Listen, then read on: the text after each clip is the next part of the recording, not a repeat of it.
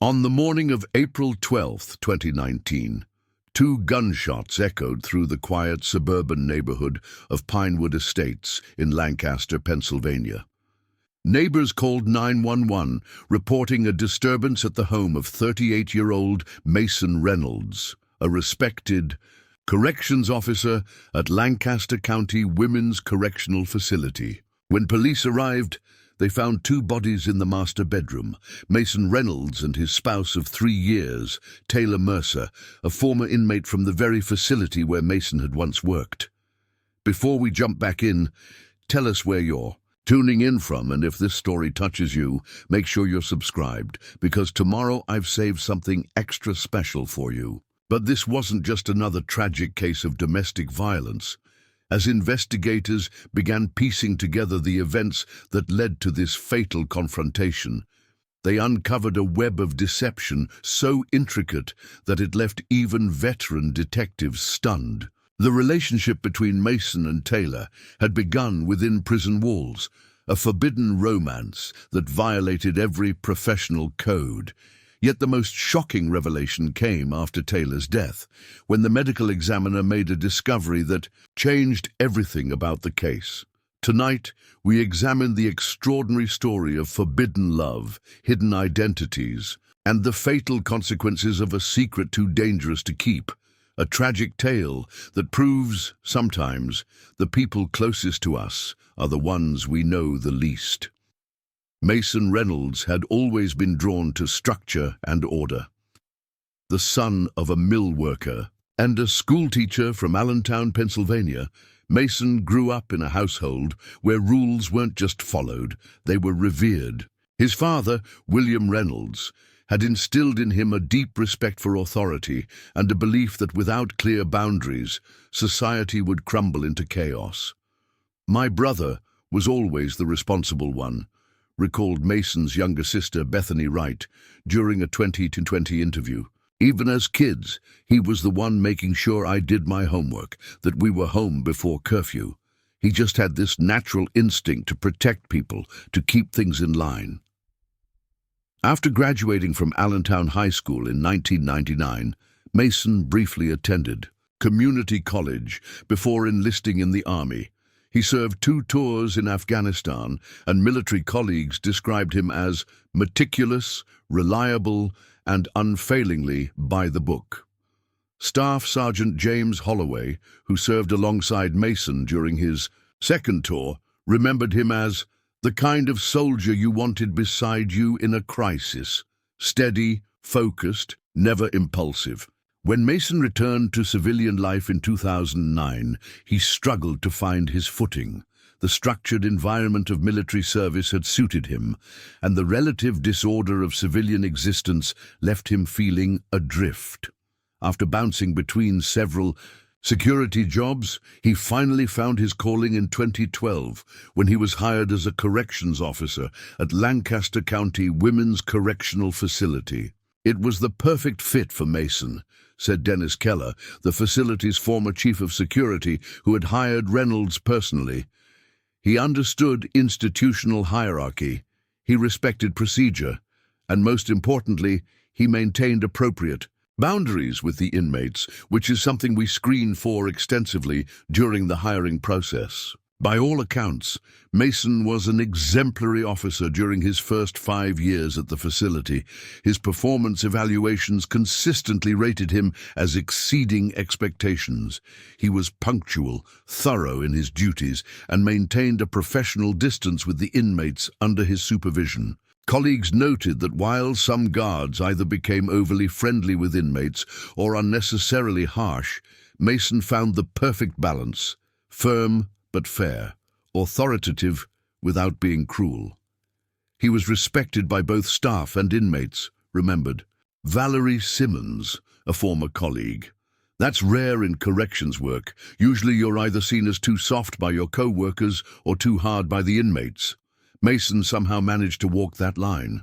In 2017, Mason was promoted to sergeant, overseeing a team of corrections officers in the facility's minimum security wing.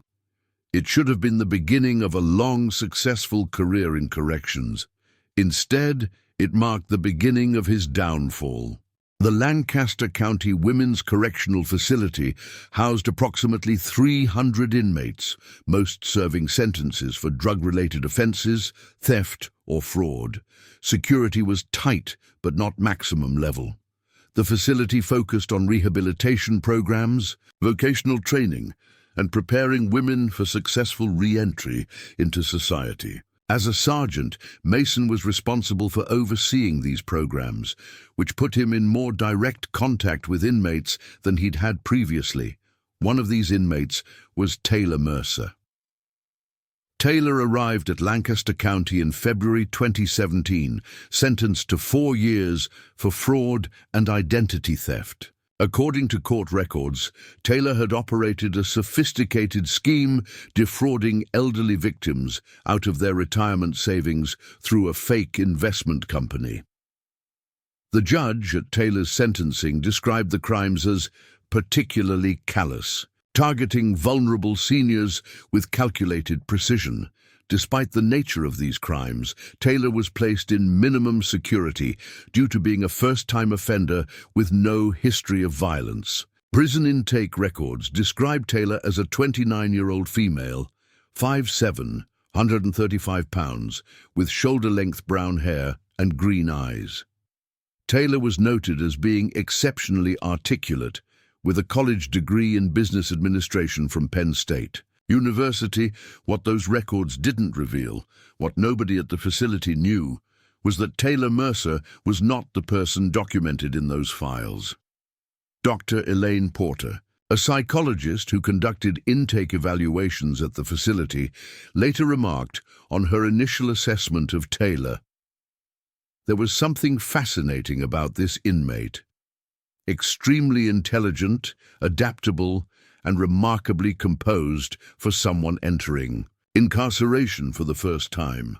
In retrospect, there were subtle signs I missed, a certain guardedness, particularly regarding personal history. Within weeks of arrival, Taylor had become known among both inmates and staff as a model prisoner.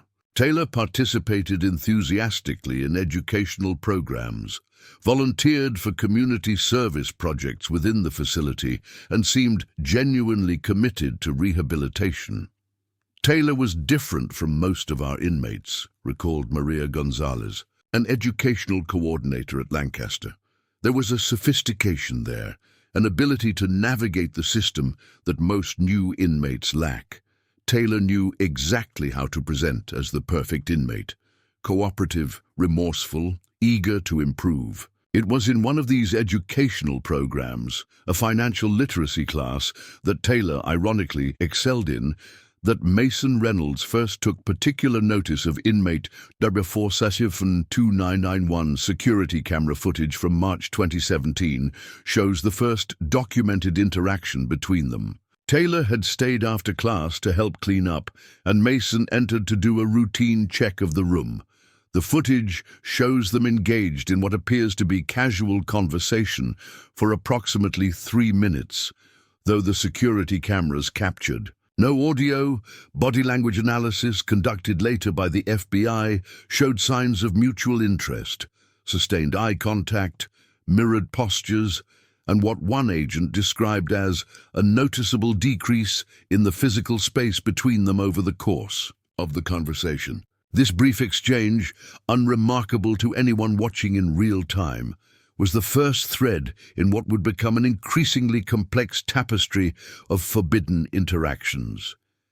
Over the next few months, fellow corrections officers noticed subtle changes in Mason's behavior. Sergeant Denise Warren later testified that she observed Mason making more frequent rounds past the library where Taylor often worked.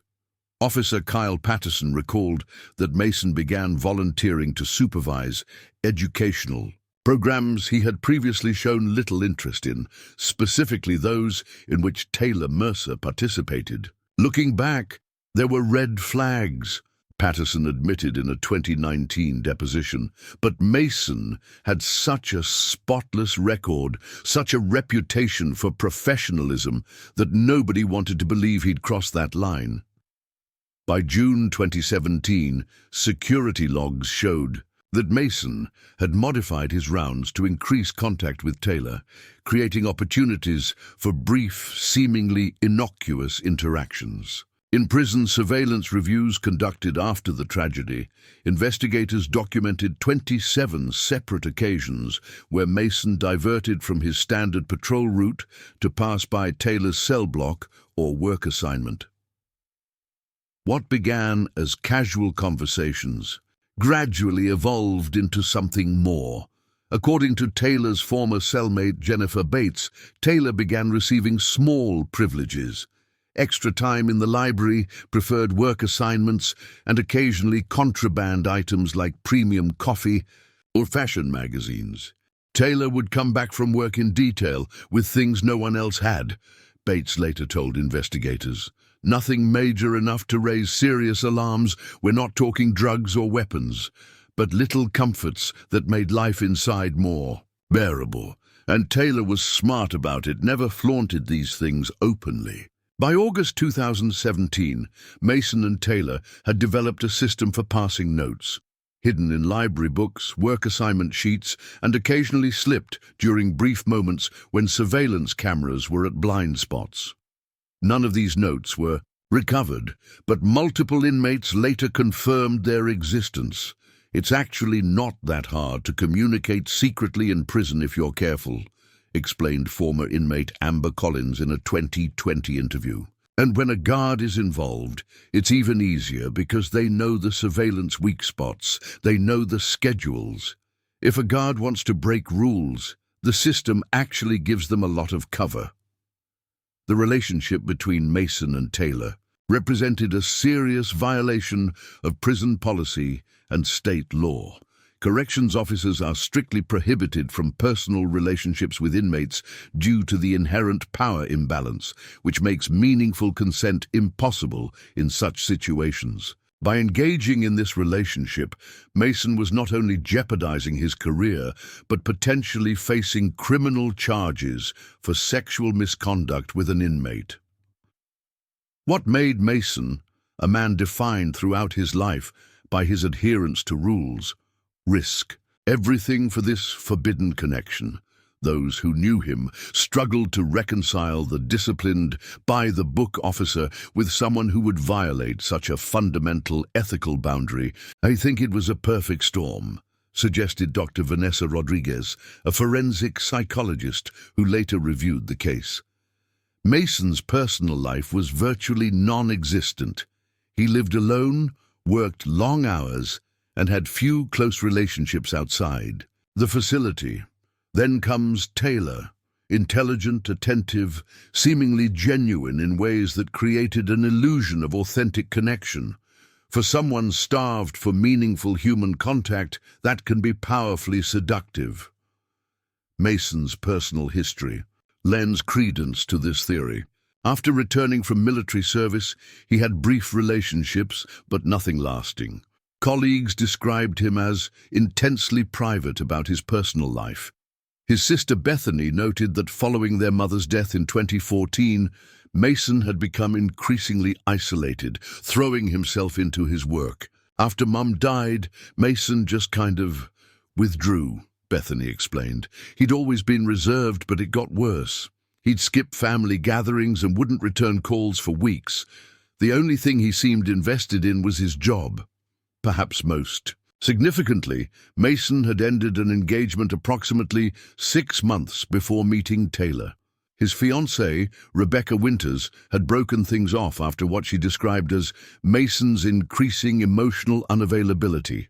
Preparing and narrating this story took us a lot of time, so if you are enjoying it, subscribe to our channel. It means a lot to us. Now back to the story. He was physically present, but mentally somewhere else, Winters stated in a 2019 interview. It was like trying to connect with someone behind glass. I loved him, but I couldn't reach him anymore. This emotional isolation may explain why Mason was vulnerable to Taylor's attention. By all accounts, Taylor was exceptionally skilled at forging connections, at making people feel understood and valued, skills that had served well in executing fraudulent schemes on the outside, and now proved equally effective within prison walls. As fall turned to winter in 2017, the relationship intensified. Security footage from November shows several instances where Mason and Taylor managed to spend time alone together in areas of the facility where inmates were permitted but typically supervised by multiple officers. On at least 3 occasions, they were in unmonitored locations for periods ranging from 5 to 17 minutes. Brief windows of privacy that investigators later determined were deliberately orchestrated. The relationship might have continued as a prison secret indefinitely, but an unexpected development forced it into the open. In December 2017, Taylor Mercer was granted early release through a combination of good behavior credits and participation in a new rehabilitation program designed to reduce prison overcrowding. When Taylor received this news, a decision point loomed for both of them. For most inappropriate prison relationships, release typically means the end. The fantasy bubble of forbidden connection bursts upon contact with the complexities of the outside world. But Taylor and Mason's relationship followed a different path. On December 18, 2017, Taylor Mercer walked out of Lancaster County Women's Correctional Facility. Waiting in the parking lot, in violation of every professional standard he had once upheld, was Sergeant Mason Reynolds. Prison surveillance cameras captured their final exchange inside the facility, a seemingly routine exit interview where a corrections officer reviews release procedures with an outgoing inmate. But microphone analysis later revealed Mason quietly saying, "Southwest corner of the lot. Grey Toyota Camry. I'll be waiting." From that moment, Mason and Taylor's futures were irrevocably intertwined, a dangerous entanglement that would eventually lead them both to that fatal morning in April 2019. What neither of them could have anticipated was how the foundation of deception upon which their relationship was built would ultimately cause it to collapse, with devastating consequences. The fraud that had sent Taylor to prison was just the surface of a much deeper pattern of identity deception, one that would prove impossible to maintain in the intimacy of marriage and impossible for Mason to accept when finally revealed. The relationship between Mason Reynolds and Taylor Mercer underwent a dramatic transformation once they were both on the outside. No longer constrained by prison protocols and surveillance cameras, they were free to pursue their connection openly, though the shadow of their unethical beginning still loomed large. Taylor initially moved into a halfway house in downtown Lancaster, a standard requirement for newly released inmates transitioning back to society.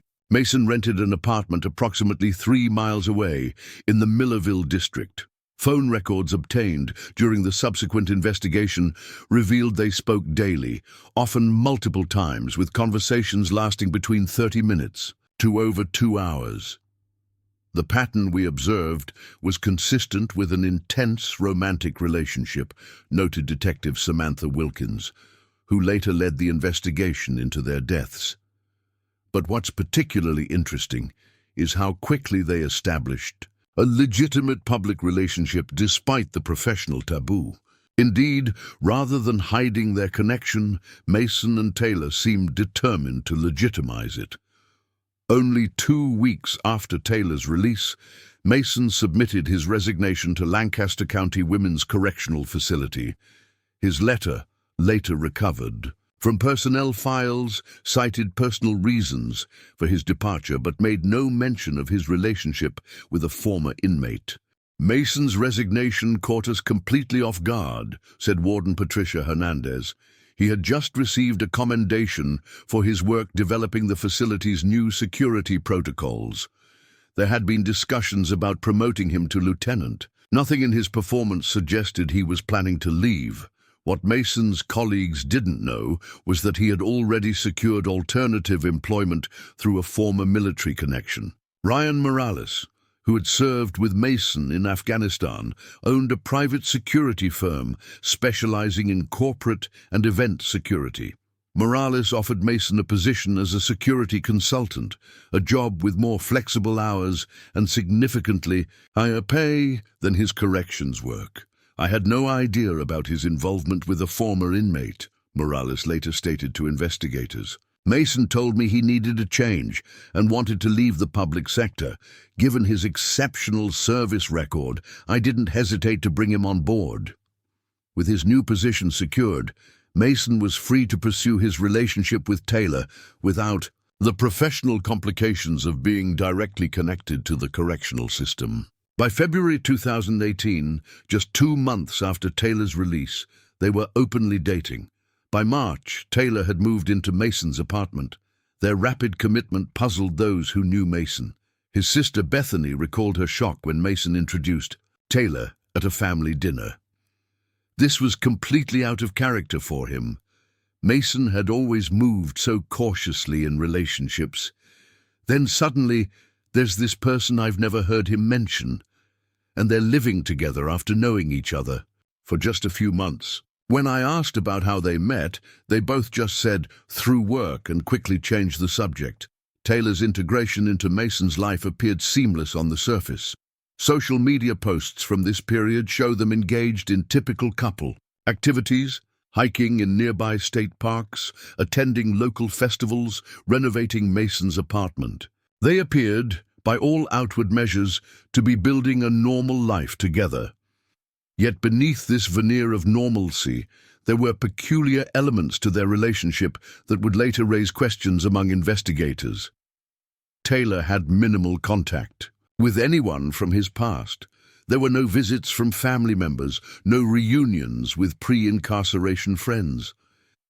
Taylor explained this to Mason and others as a desire for a clean break from the people and circumstances that had led to criminal behavior. It's actually not uncommon for released inmates to distance themselves from their previous social circles, especially if those relationships contributed to their criminal activity, explained Dr. Marcus Thompson, a criminologist specializing in post-incarceration adjustment.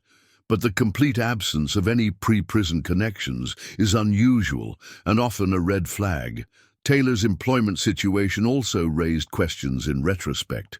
Despite having a business degree, Taylor took a job as an administrative assistant at Evergreen Financial Services, a small investment firm in Lancaster. The position required minimal background checks and offered a level of anonymity that more prestigious roles might not have provided. Bank records show that Taylor maintained separate financial accounts from Mason, despite their cohabitation.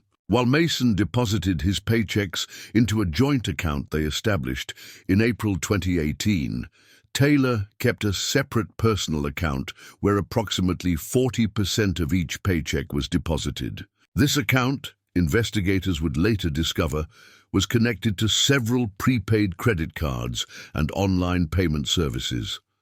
A complex financial structure that Mason appeared entirely unaware of. By the summer of 2018, Mason and Taylor's relationship had accelerated to a point that alarmed some who knew them well. In July, just 7 months after Taylor's release from prison, Mason proposed. The engagement ring, a modest diamond solitaire costing just under $4,000, represented nearly 2 months of Mason's salary. "I tried to suggest he slow down," Ryan Morales recalled during police interviews. "Not because I had specific concerns about Taylor, but because the whole thing was moving so fast. Mason shut me down immediately. He said, 'When you know, you know.' He seemed, I don't know, almost desperate to make it official." That desperation, as psychological profiles later suggested, might have stemmed from Mason's underlying fear that his relationship with Taylor existed in a precarious gray area, not quite legitimate in the eyes of society due to its origins. Marriage represented normalization, a way to shed the stigma. of how they had met and transformed their connection into something socially acceptable. For Taylor, the motivation to marry quickly may have been more pragmatic. Marriage would provide certain legal protections and privileges that would make maintaining a false identity significantly easier. As a spouse, Taylor would gain access to Mason's health insurance, reducing the need for medical interactions that might reveal discrepancies in documentation. Marriage would also create new identity documents that further solidified Taylor's claimed identity. Their wedding took place in September 2018 at the Lancaster County Courthouse, a simple civil ceremony attended by only a handful of guests, all from Mason's side. The marriage license, filed with minimal documentation requirements, listed Taylor Mercer as a 30-year-old female born in Pittsburgh, Pennsylvania. The only identification required was a driver's license, which Taylor had obtained shortly after. Release from prison. The civil marriage process isn't designed to verify identity at a deep level, explained County Clerk Margaret Wilson. We're checking that basic legal requirements are met. Age, residency, absence of existing marriages. We are not conducting background investigations. Following their wedding, Mason and Taylor relocated to a small house in Pinewood Estates, a middle-class suburban development on the outskirts of Lancaster.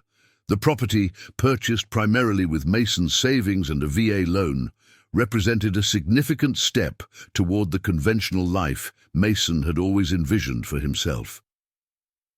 Neighbors described them as private but cordial. The Andersons, who lived next door, recalled occasional interactions.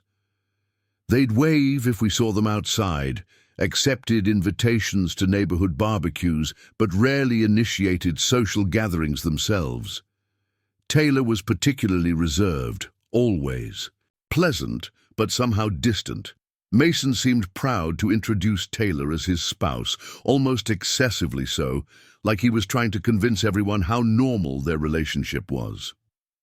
For the next several months, Mason and Taylor appeared to settle into married life without incident. Mason continued his work with the security firm, often traveling for assignments at corporate events throughout the Mid-Atlantic region. Taylor received a promotion at Evergreen Financial, moving from administrative work to an assistant advisor position, a role that required minimal client interaction but provided increased salary and access to the firm's investment systems. It was during this period of apparent stability that the first significant cracks in their relationship began to emerge. Jennifer Cole, a colleague of Mason's, noticed changes in his demeanor beginning in early 2019. He became distracted, checked his phone constantly, seemed to be losing sleep. When I asked if everything was okay at home, he gave a very forced smile and said, "Marriage is an adjustment." But his body language told a different story.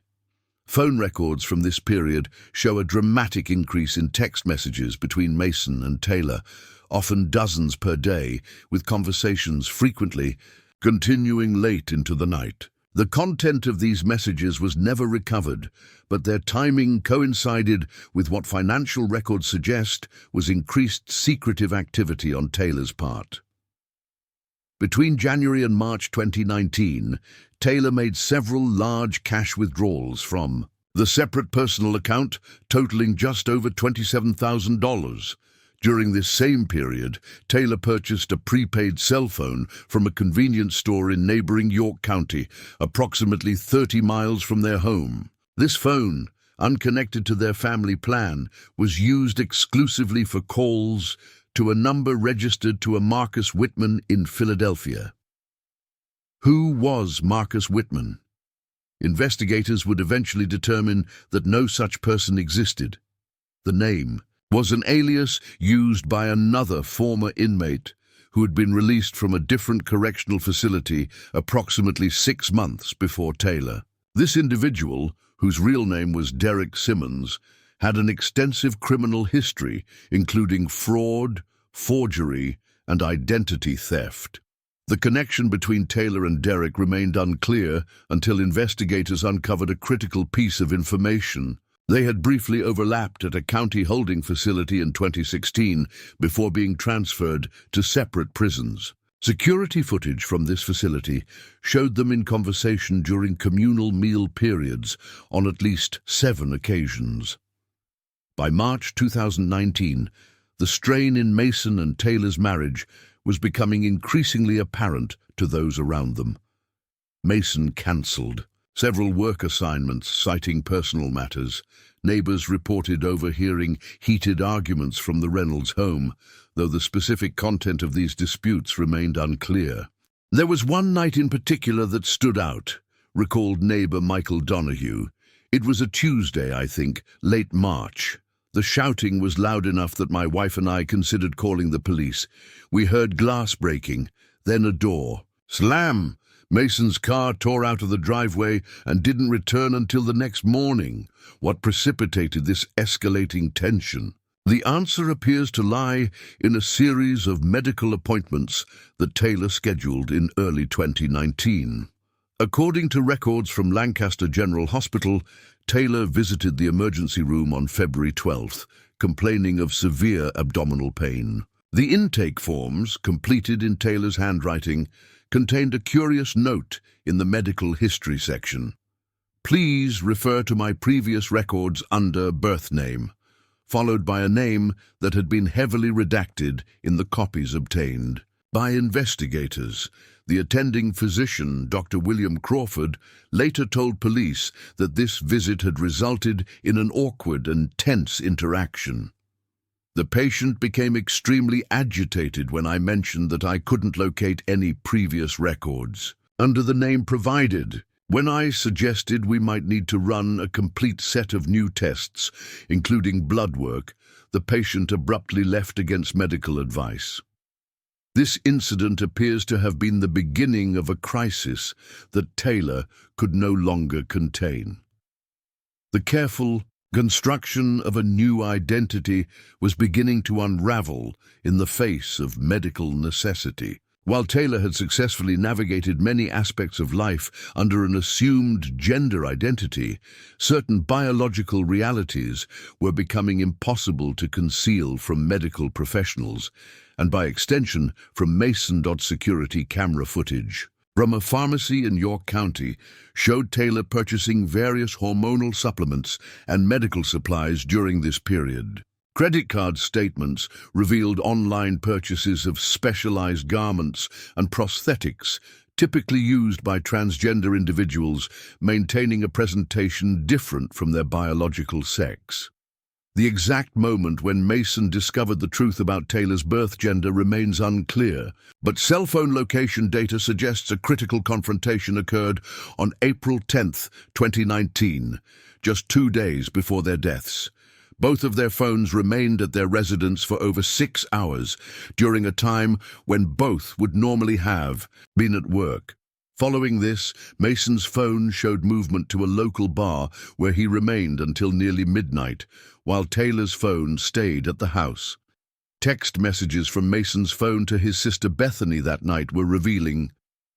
Everything I thought was real isn't. I don't even know who I'm married to anymore. When Bethany called him repeatedly, Mason didn't answer. When she texted asking for clarification, he responded only with, "Can't talk about it. Don't know what to do." The following day, April 11th, brought another unusual pattern. Mason called in sick to work for the first time in his employment at the security firm. Taylor's phone showed movement to an ATM where the separate account was emptied of its remaining balance, approximately $12,400. Later that afternoon, Taylor purchased a one-way bus ticket to Philadelphia for the following evening. April 12th. The ticket was never used. What exactly transpired in the final hours before their deaths has been pieced together through forensic evidence, neighbor testimonies, and the incomplete record of their digital communications. Mason made a series of calls to a legal helpline specializing in marriage annulments. He also contacted his former commanding officer from the military, leaving a voicemail that was later recovered. Sir, I need some guidance. I'm in a situation I don't know how to handle. It involves deception at a level I can't even comprehend. If you get this, please call me back. The call was never returned. Taylor, meanwhile, appeared to be preparing for departure. A partially packed suitcase was found in their bedroom closet, containing primarily clothing, personal documents, and the cash withdrawn from the ATM. A handwritten note found in Taylor's wallet, apparently never delivered to Mason, read simply, "I never meant for it to go this far. What began as necessity became something real. I'm sorry you can't see past what I was born as to who I actually am." On the morning of April 12, 2019, neighbors reported hearing raised voices from the Reynolds home beginning around 6:30 a.m. Michael Donahue, who was leaving for work, observed Mason's car in the driveway at a time when he would normally have already left for his job. At approximately 7:15 a.m., multiple neighbors reported hearing two distinct gunshots in rapid succession. Carol Weber, who lived across the street, was the first to call 911 at 7:17 a.m. Something terrible has happened at the Reynolds house. Two gunshots, and now there's complete silence. Please hurry. Police arrived at 7:24 a.m. to find the front door unlocked. Upon entering, they discovered Mason and Taylor in the master bedroom, both deceased from gunshot wounds. The weapon, a 9mm Glock registered to Mason, was found on the floor beside the bed. The physical evidence painted a tragic picture of the final moments. Mason and Taylor were found on opposite sides of the bed, suggesting an argument that had escalated while they were either preparing for the day or just after waking. Taylor had been shot once in the chest at close range, while Mason had a single gunshot wound to the head, consistent with self-infliction.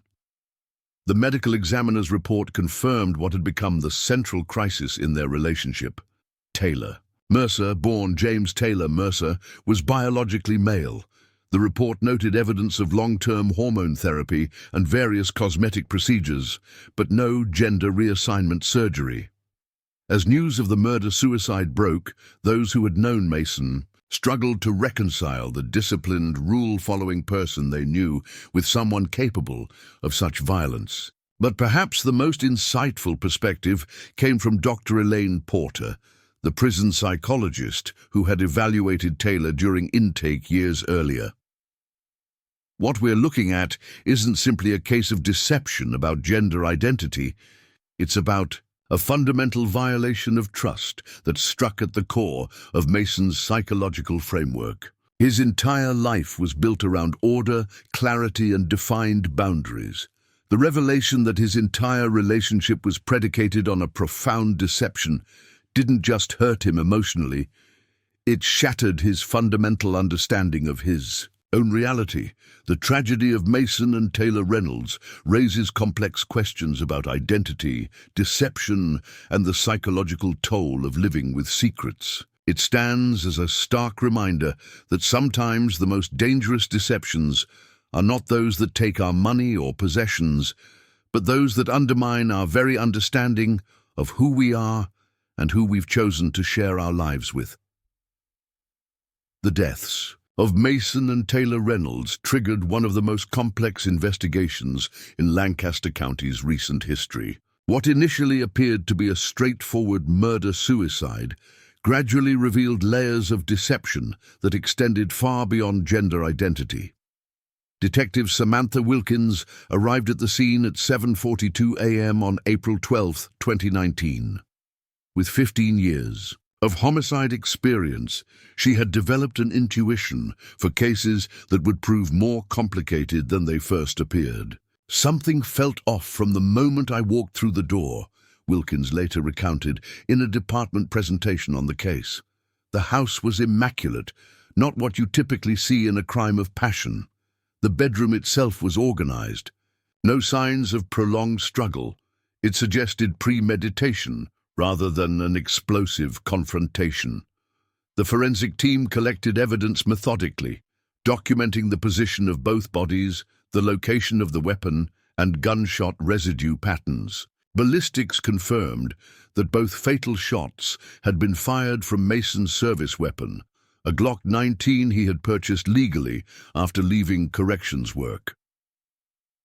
The timeline we established put the shots approximately 3 minutes apart, explained forensic specialist Dr. Trevor Walsh. The first bullet struck Taylor in the chest, penetrating the heart and causing death within seconds. The second shot, self-inflicted to Mason's right temple, occurred after he had moved to the other side of the room. Those 3 minutes between shots became a critical focus for investigators. What had Mason done in those final moments? Evidence suggested he had accessed his phone, sending a text message that was never delivered due to poor signal strength in the bedroom. The unsent message, later recovered from the phone's memory, was addressed to his sister Bethany. "I couldn't live with the betrayal. I'm sorry." As the initial crime scene investigation concluded, detectives began the painstaking process of reconstructing Mason and Taylor's lives together and separately before they had met. This dual investigation quickly revealed discrepancies that pointed to a far more elaborate deception than anyone had initially suspected. "We started with Taylor because that's where the obvious questions were," Detective Wilkins explained. Who was Taylor Mercer before entering the correctional system? The birth certificate found in their home office listed Taylor James Mercer, born in Pittsburgh to Margaret and Robert Mercer in 1988. When we contacted Pittsburgh Vital Records to verify, they had no record of this birth. This discovery prompted a deeper investigation into Taylor's identity. Fingerprint analysis provided the first breakthrough. Taylor's prints, taken during prison intake, matched those of a person arrested in Chicago in 2012 under the name Alex Turner. This arrest for check fraud had resulted in probation rather than jail time. However, further research revealed that Alex Turner was itself an alias. The same fingerprints appeared in a 2010 case in Seattle under the name Casey Williams.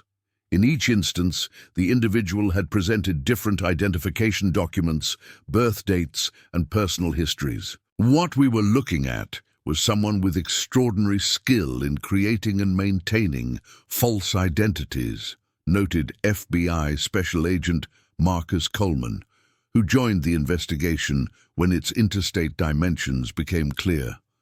This wasn't amateur identity theft. This was someone who created completely documented personas, potentially maintaining several simultaneously. The investigation expanded to include financial forensics. Taylor's separate bank account, emptied the day before the shooting, was just the tip of a complex financial iceberg. Investigators discovered connections to accounts in 3 different states, each under variations of names that followed a pattern. Gender-neutral first names paired with common surnames. These accounts revealed a pattern of fraudulent activities, spanning nearly a decade. Taylor, or whatever the individual's original name might have been, had operated sophisticated investment schemes targeting affluent retirees. The methodology was consistent: establish credentials within retirement. Communities offer exclusive investment opportunities with guaranteed returns, collect substantial investments, then disappear. The level of social engineering was remarkable, Agent Coleman observed. This person could convince financial professionals, legal authorities, even prison staff of whatever identity was being presented. The ability to adapt presentation, knowledge, base, and personal history to different environments shows a level of skill and social intelligence that's rare even among career con artists. As investigators delved deeper into Taylor's background, they attempted to reach the individual's family. The parents listed on various documents, the Mercers from Pittsburgh, the Turners from Chicago, the Williamses from Seattle, all proved to be fabrications. Addresses led to vacant lots or buildings constructed after the supposed childhood years.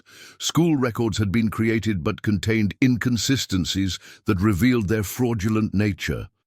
It was like trying to catch smoke Detective Wilkins said. Every lead evaporated upon close inspection. We had a person who existed only in paper trail and photographs with no verifiable history before approximately 2010. The breakthrough came from an unexpected source, a facial recognition match in a database of missing persons. When Taylor's prison intake photograph was run through this national system, it returned a potential match to a person reported missing in 2008 from Bloomington, Indiana. James Taylor Peterson had disappeared at age 19 while attending Indiana University.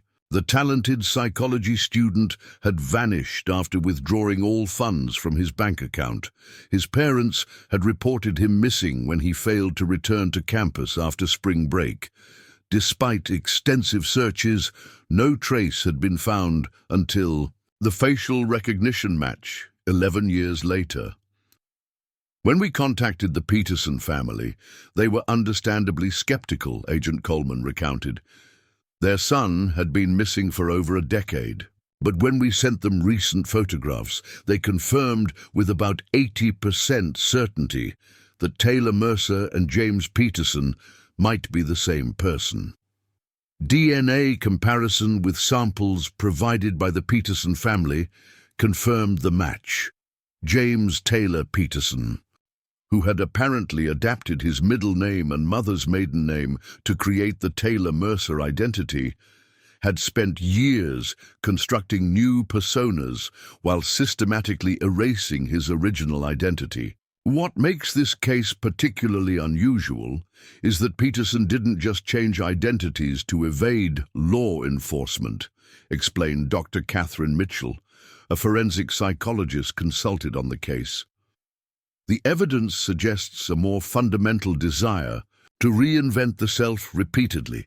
Each new identity incorporated elements of the previous ones while adapting to new circumstances. Peterson's college records painted a picture of a brilliant but troubled student.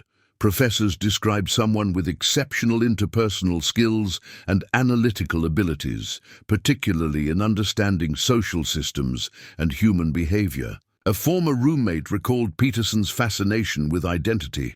James would talk about how arbitrary names and personal histories are, how easily people could shed one life and build another if they really wanted to. This perspective shifted the investigation's understanding of the gender identity aspect of the case. Medical records recovered from various aliases showed that Peterson had been using hormonal treatments inconsistently since around 2011. Notes found on a password-protected laptop in the Reynolds home included detailed research on gender transitioning, but framed in surprisingly clinical terms, more as a potential tool for identity creation than as an expression of genuine gender dysphoria.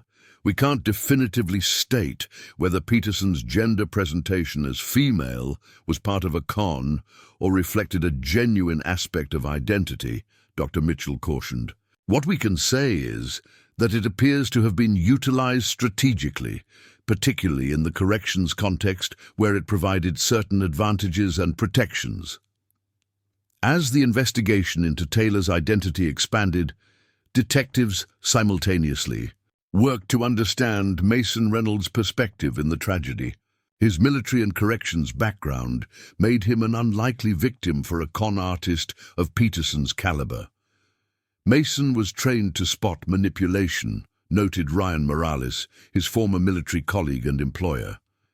His entire career involved maintaining vigilance against deception. So how did he miss something this fundamental? The answer emerged as investigators reviewed Mason's personal history more thoroughly. His military record included a previously overlooked detail. In 2008, he had requested and received a transfer from his original unit after disclosing to his commanding officer that he was experiencing confusion about his sexual orientation. This was during "Don't ask, don't tell," so the matter was handled quietly, explained Colonel Frank Davidson, who had approved the transfer. Reynolds didn't explicitly identify as gay, but indicated he was struggling with feelings toward male colleagues that made him uncomfortable in his current assignment. This revelation cast the relationship with Taylor in a new light. Mason's journal, found in a locked drawer in his home office, contained entries dating back to his military service that reflected ongoing internal conflict about his sexuality. In entries from 2016, shortly before meeting Taylor, he had written about failed relationships with women and questioning whether he would ever find a compatible partner. Reading between the lines, we see someone who may have been attracted to Taylor's unique presentation. Feminine in appearance, but with qualities that unconsciously resonated with Mason's suppressed attractions, suggested Dr. Mitchell. The deception around gender identity struck at Mason's most vulnerable point, his unresolved questions about his own sexuality. Phone records from the weeks leading up to the shooting revealed that Mason had contacted a therapist specializing in LGBTQ+ issues, though he never attended an appointment. He had also visited websites focused on sexual identity and relationships with transgender individuals. What emerges is a picture of someone trying to process a personal crisis through the lens of betrayal, Dr. Mitchell continued. For Mason, Taylor's biological sex wasn't just an isolated deception. It forced him to confront questions about himself that he had been avoiding for years. As the investigation continued, attention turned to potential accomplices. The mysterious Derek Simmons, alias Marcus Whitman, with whom Taylor had been in contact, was located in Philadelphia 3 weeks after the shooting. When interviewed, Simmons revealed that he and Peterson had planned an elaborate insurance fraud scheme involving Taylor's death in a boating accident scheduled for the summer of 2019. Peterson contacted me after reconnecting in the holding facility, Simmons told investigators. The original plan was just basic insurance fraud.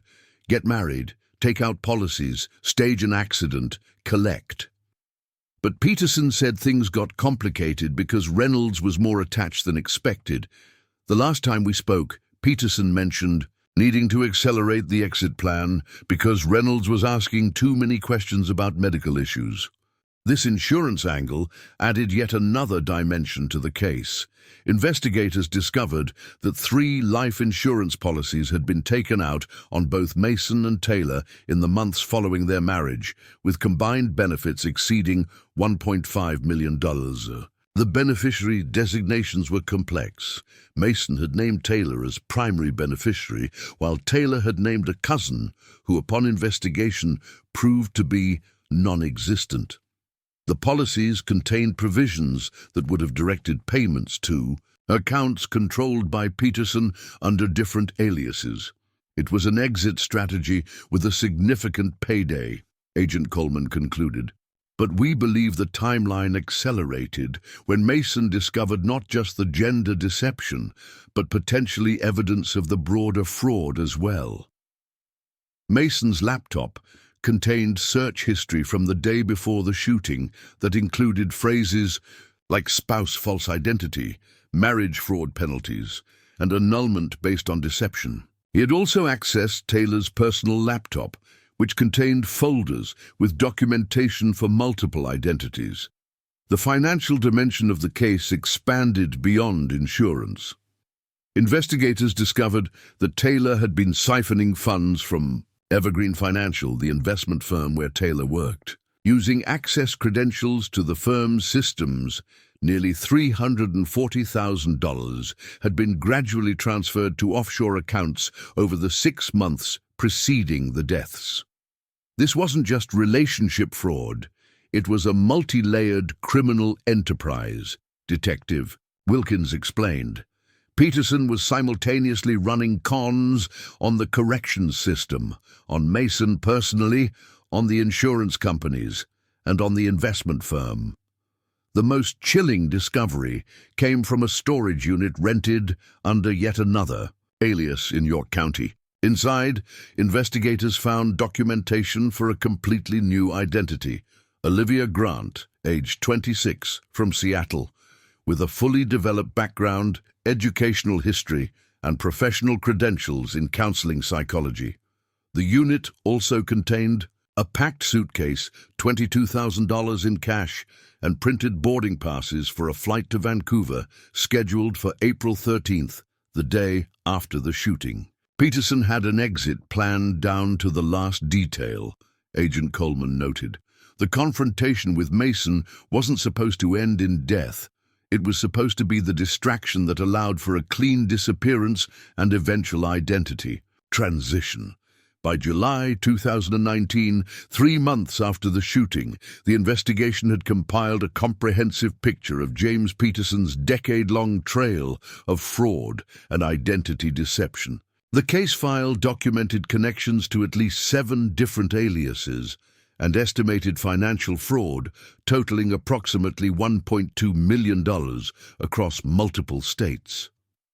The most difficult questions, however, concerned Mason Reynolds' role in the tragedy. While the physical evidence clearly indicated that he had shot Taylor and then himself, his psychological journey remained partially obscured.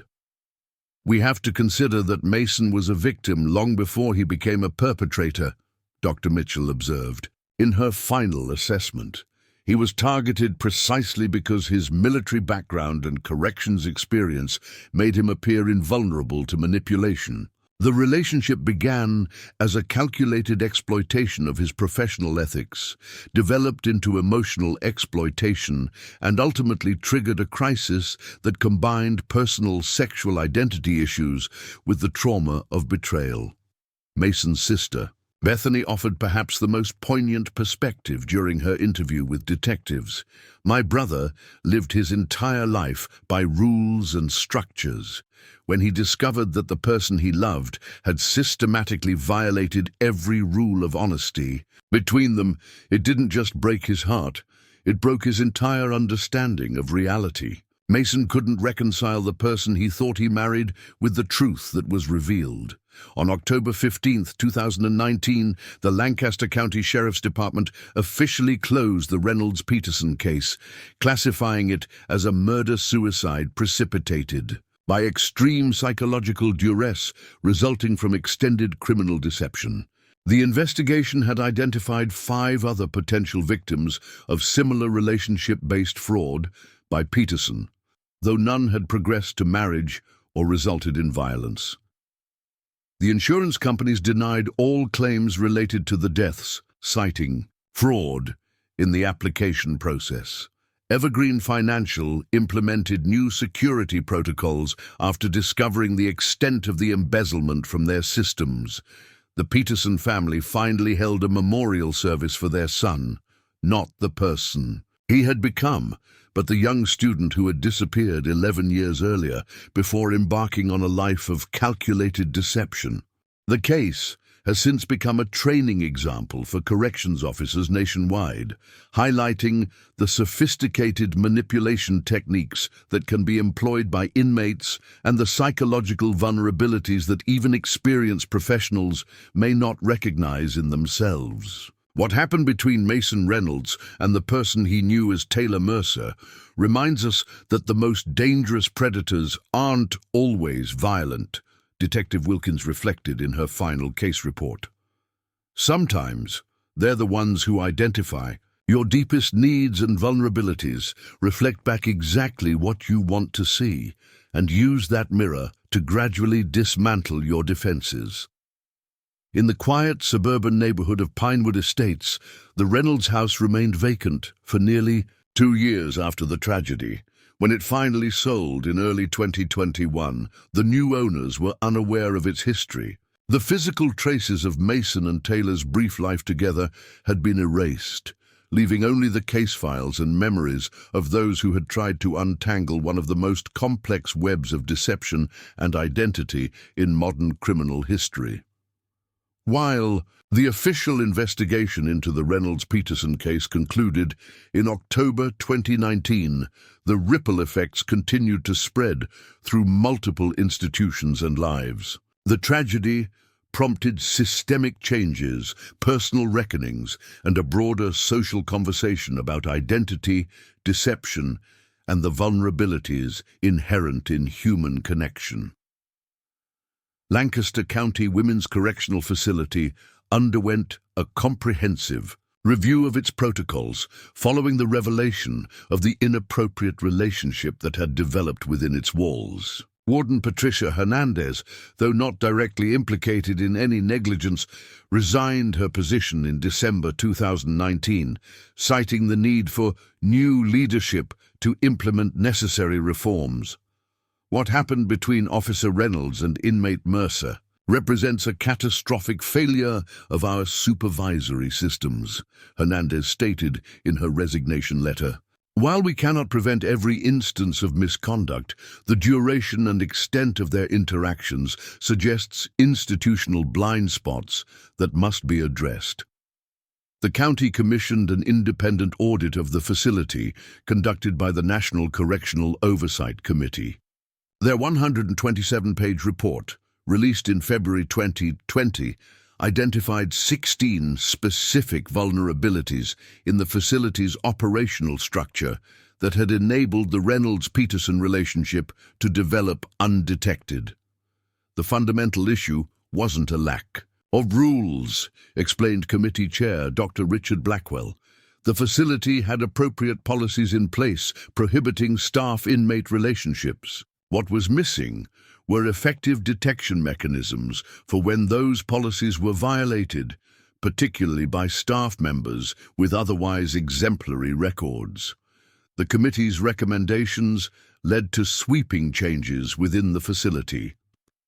Surveillance. Systems were upgraded to eliminate blind spots in common areas. Staff rotation schedules were modified to prevent any single officer from supervising the same inmates consistently. Psychology staff received additional training in recognizing grooming behaviors and manipulation tactics used by inmates. Perhaps most significantly, the facility implemented a mandatory counseling program for corrections officers, providing confidential support for those experiencing personal difficulties or ethical dilemmas. This program, initially controversial among staff who viewed it as questioning their professionalism, eventually gained acceptance as a valuable resource for managing the unique stresses of corrections work. The Reynolds case demonstrated that even the most disciplined officers carry vulnerabilities, noted Dr. Elaine Porter, who helped design the new program. By creating space for them to acknowledge and address these vulnerabilities before they're exploited, we're protecting both the officers and the integrity of the institution. Beyond the correctional facility, the case prompted increased scrutiny of identity verification procedures across multiple systems. Lancaster County revised its marriage license application process, implementing additional verification steps for applicants with limited documentation or recent name changes. The financial industry also took notice. The Pennsylvania Banking Association held a symposium in March 2020, specifically addressing the vulnerabilities exposed by Peterson's infiltration of evergreen financial services. The resulting guidelines, adopted by most financial institutions in the state, established enhanced background verification protocols for employees with system access permissions. What makes the Peterson methodology so concerning is how it exploited gaps between verification systems, explained banking security expert Alicia Montgomery. Driver's licenses, social security numbers, credit histories, each system accepted the validity of documents verified by others, creating a circular pattern where a false identity, once established, could move freely through supposedly secure institutions. The criminal justice impacts extended beyond policy changes. Derek Simmons, the accomplice who had been planning the insurance fraud scheme with Peterson, faced multiple charges related to the conspiracy. In the plea agreement reached in January 2020, he provided extensive information about Peterson's methodologies and other potential victims in exchange for a reduced sentence of 4 years. Simmons' testimony enabled investigators to connect Peterson to at least 11 additional fraud cases spanning 6 states. The combined financial impact of these schemes exceeded $3.7 million, affecting primarily elderly victims and small to mid-sized businesses. These revelations prompted the FBI to establish a dedicated task force focused on identity-based fraud schemes modeled on Peterson's techniques. What we're seeing is a new category of crime that bridges digital and interpersonal realms, noted FBI Special Agent Andrea Morrison, who headed the task force. Unlike traditional con artists who rely primarily on charm or cyber criminals who operate at a distance, these perpetrators combine deep psychological insight with sophisticated document fabrication and digital manipulation. They're exploiting both technological and human vulnerabilities simultaneously. The task force's work led to the identification of a loose network of individuals using similar methodologies. While not a formal criminal organization, this network operated through darknet forums where techniques were shared, documentation templates exchanged, and even specific targets discussed. By September 2020, the investigation had resulted in 17 arrests across multiple jurisdictions. One of the most unexpected outcomes of the case emerged in the academic realm. Dr. Catherine Mitchell, the forensic psychologist who had consulted on the Reynolds-Peterson investigation, published a groundbreaking paper titled Identity as Methodology: The Weaponization of Self-Reinvention in Modern Fraud Schemes, in the Journal of Criminal Psychology. The paper used the Peterson case as its central example while anonymizing specific details. What distinguishes the subject's approach from traditional confidence schemes is the fundamental role of identity construction, Dr. Mitchell wrote. Rather than simply presenting false credentials or making deceptive claims, the subject engaged in comprehensive identity engineering, creating not merely a cover story, but a complete self that was instrumentally designed to access specific environments and resources. The paper sparked considerable debate within both psychology and criminology circles. Some scholars criticized what they perceived as pathologizing identity fluidity, while others recognized the importance of distinguishing between authentic identity exploration and predatory manipulation of identity concepts for criminal purposes. There's a critical ethical distinction between personal identity evolution and tactical identity construction, argued Dr. Mitchell in a subsequent interview. The former emerges from internal self-discovery, while the latter is externally focused, specifically engineered to exploit vulnerabilities in others and in social systems. This academic conversation eventually expanded into broader public discourse when the case became the subject of a 6-part documentary series titled The Confidence Identity, released on a major streaming platform in April 2021. The series, while dramatizing certain elements, brought attention to the complex psychological dimensions of the case and raised important questions about trust, deception, and vulnerability in modern relationships. For those personally connected to Mason Reynolds, the aftermath brought different forms of reckoning. His sister Bethany established a support group for people who had been deceived by partners, concealing major aspects of their identity. The group, initially focused on healing from betrayal trauma, evolved into an advocacy organization promoting ethical transparency in relationships while supporting those recovering from significant deception. My brother's story isn't just about gender identity deception, though that was a critical element, Bethany explained during a community forum in 2022. It's about the fundamental human need for truth in our closest relationships, and the devastating impact when that foundation is systematically undermined. Mason's former fiancée, Rebecca Winters, offered another perspective in a thoughtful essay published in a national magazine. Mason and I ended our relationship because something was missing between us, an emotional openness that neither of us could quite achieve. In retrospect, I wonder if his attraction to Taylor stemmed partially from finding someone who seemed to fully accept parts of himself he had always struggled to acknowledge. The tragedy is that this acceptance was based on a carefully crafted illusion. For the Peterson family, the aftermath brought a complex mix of grief, confusion, and attempted reconciliation with who their son had become. Thomas Peterson, James's father, spoke publicly about the case for the first time in late 2021.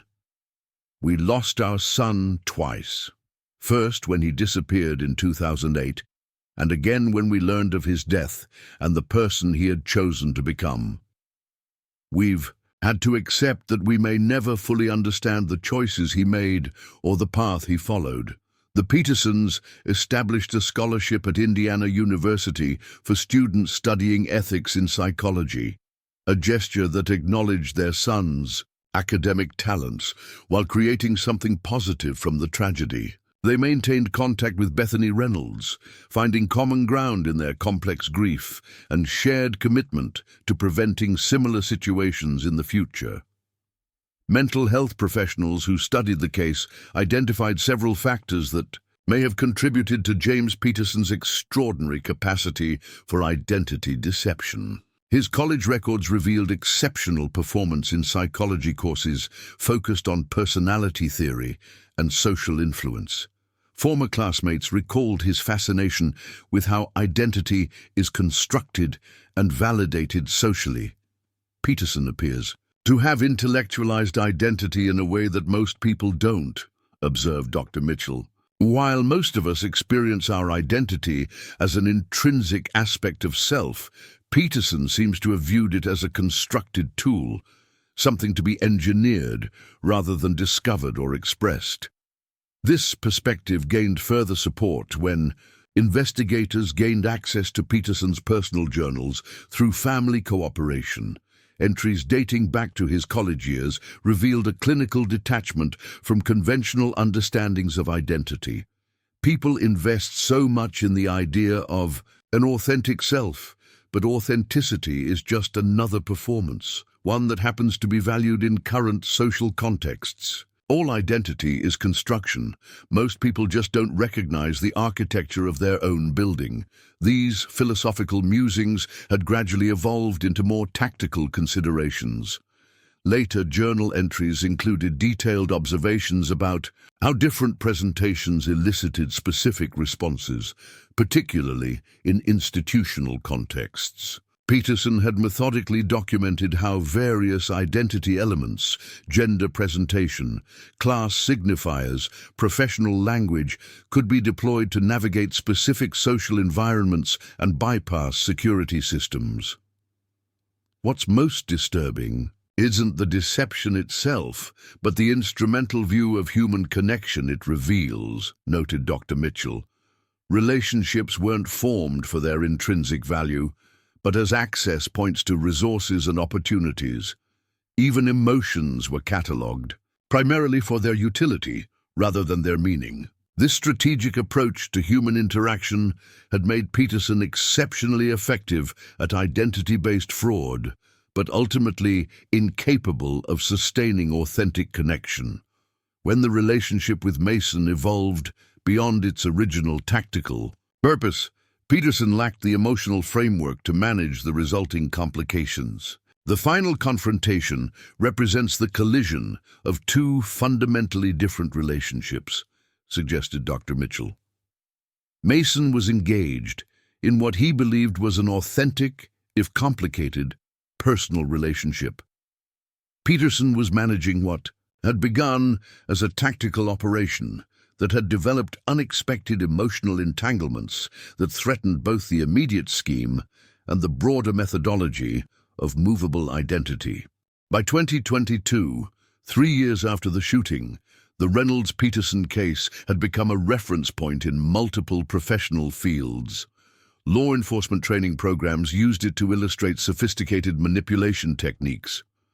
Psychology curricula incorporated it when discussing the intersection of identity, deception, and ethics. Security consultants cited it when addressing vulnerabilities in verification systems. Perhaps the most significant long-term impact emerged in correctional facilities nationwide. The case prompted a fundamental reconsideration of how officer-inmate dynamics are monitored and managed. The National Correctional Officers Association developed a comprehensive training module titled Boundary Maintenance and Manipulation Recognition, which became standard in officer certification programs across the country. The Reynolds-Peterson case demonstrated that traditional approaches to preventing inappropriate relationships were insufficient, explained Carlos Jimenez, Director of Training for the association. We needed to move beyond simply prohibiting certain behaviors to understanding the psychological pathways that lead to boundary violations, particularly when dealing with inmates skilled in manipulation.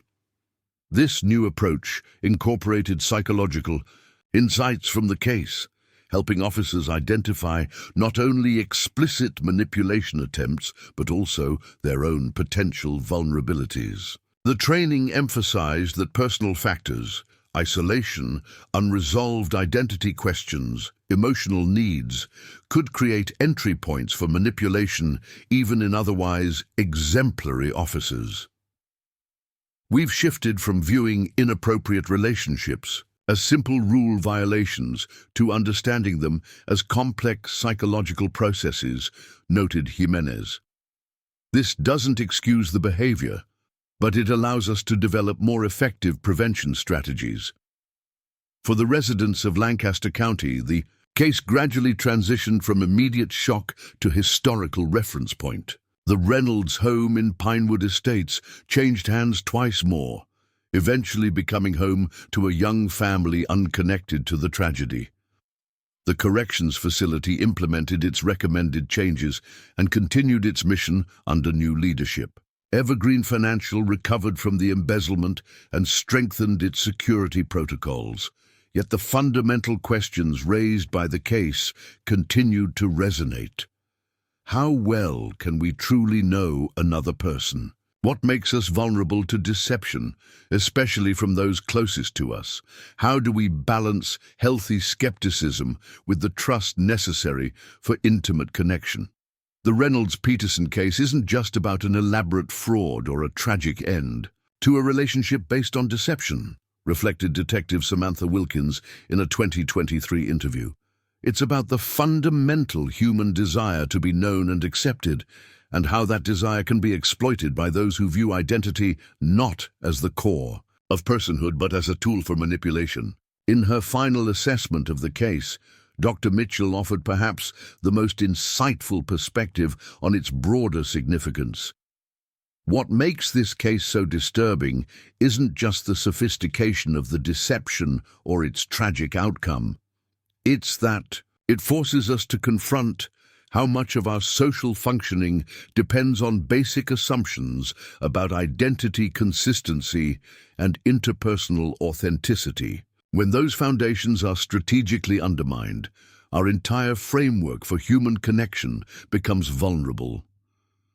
As society continues to navigate increasingly complex questions of identity, authenticity, and trust in both personal and institutional contexts, the lessons of the Reynolds-Peterson case remain relevant, a stark reminder of both the human need for truth in our closest relationships and the devastating consequences when that truth is systematically subverted. 5 years after the deaths of Mason Reynolds and James Peterson, what appeared to be an isolated tragedy took an unexpected turn. In October 2024, a series of data breaches at several financial institutions exposed transaction records that connected Peterson to a much larger criminal enterprise than investigators had initially uncovered. Cybersecurity analyst Victor Ramirez was examining suspicious patterns in the compromised data when he noticed transactions linking Peterson's various aliases to offshore accounts controlled by a shadowy organization known as the Chimera Network. This discovery prompted the FBI to reopen aspects of the investigation, revealing dimensions of the case that had remained hidden during the initial inquiry. "We had always suspected Peterson wasn't operating entirely alone," noted Special Agent Andrea Morrison, who had headed the Identity Fraud Task Force. "But the scale and sophistication of the network we're now uncovering goes far beyond what we initially conceptualized. The Chimera Network, as investigators came to understand it, wasn't a traditional criminal organization with hierarchical leadership. Rather, it functioned as a loose collective of identity specialists who provided services, training, and resources to each other while maintaining operational independence. The network's name referenced the mythical creature composed of parts from different animals, an apt metaphor for their approach to constructing synthetic identities from disparate elements. Digital forensics revealed that Peterson had been an active participant in this network since at least 2010, 2 years after his disappearance from Indiana University. His expertise in psychological manipulation and identity construction had made him a valued member of the collective, while their resources had enhanced his ability to create convincing documentation and establish financial infrastructure for his schemes. "What we're looking at is essentially a criminal talent exchange," explained FBI analyst Teresa Huang. "Members contributed specialized skills, document forgery, financial systems knowledge, psychological insights, technical expertise, creating capabilities far beyond what any individual could develop. The network operated primarily through encrypted platforms and darknet forums, using sophisticated security protocols that had prevented detection during the initial investigation. Members rarely met in person, instead maintaining relationships through digital communication and occasional video conferences using untraceable connections. The data breach revealed that Peterson had received payments for consulting on at least 27 identity fraud operations between 2010 and 2019. His specific expertise, constructing identities designed to penetrate institutional environments like prisons, hospitals, and financial firms, had been particularly valued by the network. Peterson appears to have been their specialist in what they termed immersive infiltration, noted Agent Morrison. Most identity fraudsters operate at a distance, using created identities for digital transactions or brief in-person interactions. Peterson specialized in sustained impersonation in controlled environments, situations requiring constant performance under scrutiny. This expertise explained Peterson's unusual targeting of the correctional system, a high-risk environment that most fraudsters would avoid. What had seemed initially like an inexplicable choice of victim in Mason Reynolds now appeared to be part of a calculated methodology development, perfecting techniques for maintaining false identities under intense institutional observation. The prison system represented the ultimate challenge, suggested Dr. Mitchell, who returned as a consultant on the reopened investigation. If Peterson could successfully maintain a fictional identity within a correctional facility, with its rigorous monitoring, limited privacy, and heightened security, that would validate techniques applicable in virtually any institutional setting. Financial records uncovered through the data breach painted a more complex picture of Peterson's activities during incarceration. While presenting as a model inmate focused on rehabilitation, Peterson had provided regular reports to the network, documenting successful manipulation techniques, institutional vulnerabilities, and psychological insights about both inmates and staff. These reports, exchanged through coded messages concealed in seemingly innocent letters to fabricated family members, served as field research for the network's operations. Peterson's observations about corrections officers' psychological vulnerabilities, particularly those related to isolation, rigid personality structures, and unmet emotional needs, became part of the network's training materials for other operatives. What's disturbing is the level of clinical detachment in these communications, Dr. Mitchell observed after reviewing the recovered documents. Peterson wasn't just exploiting vulnerabilities encountered opportunistically. There was systematic testing of different approaches, documentation of responses, analysis of effectiveness, almost like psychological research protocols, but completely divorced from ethical constraints. The relationship with Mason Reynolds, initially assumed to be primarily opportunistic, appeared in this new context as a deliberately chosen case study.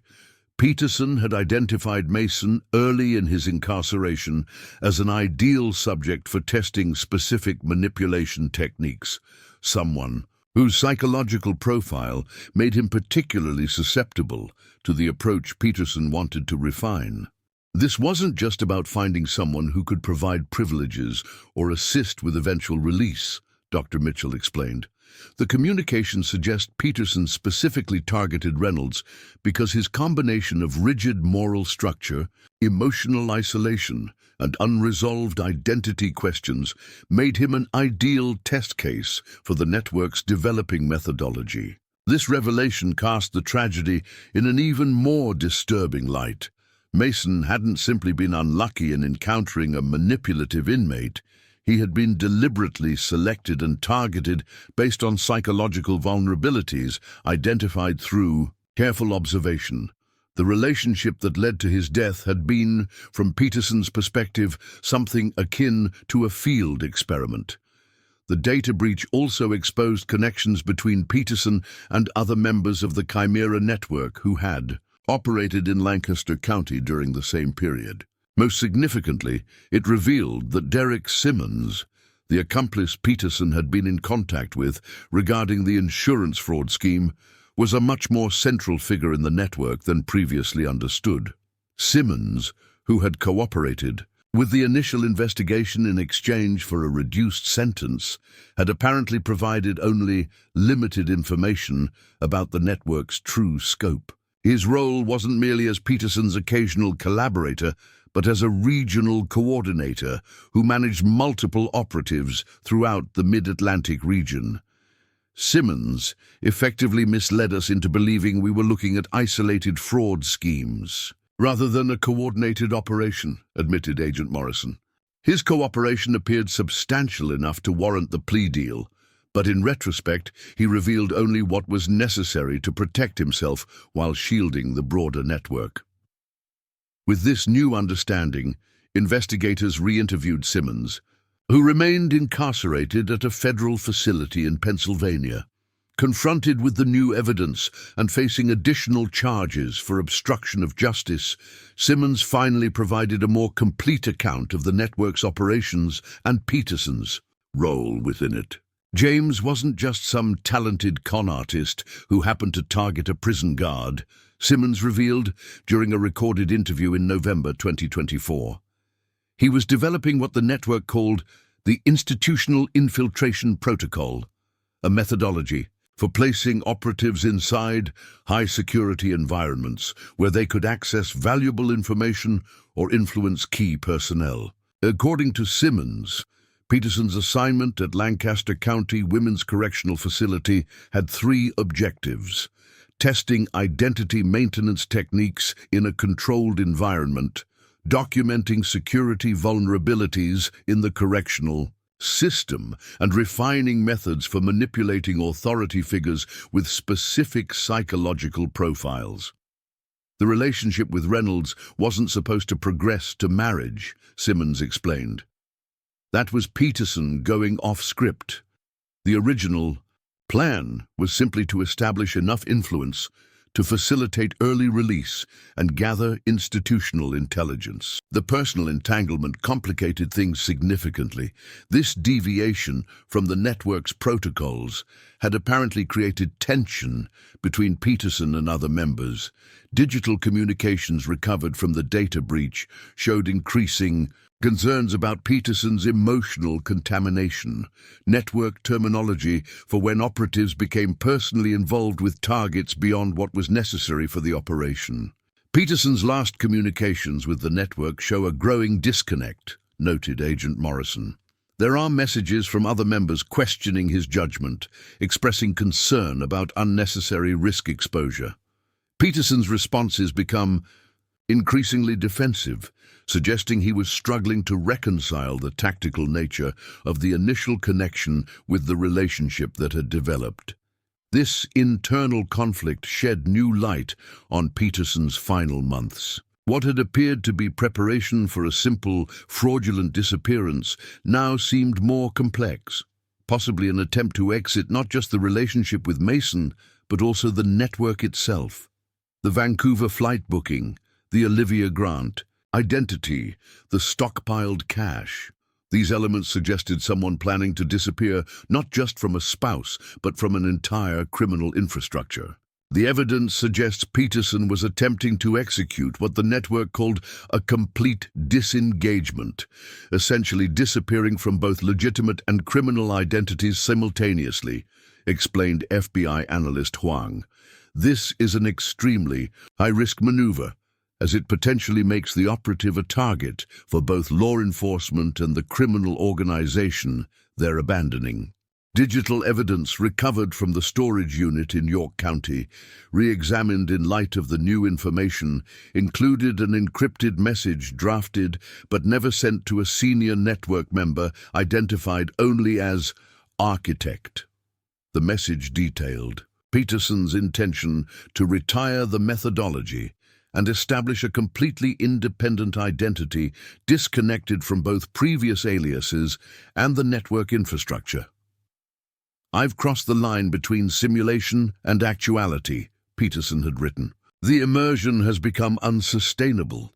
I need extraction on my terms, not protocol parameters." The response to this intended departure might explain some of the timeline inconsistencies in Peterson's final days.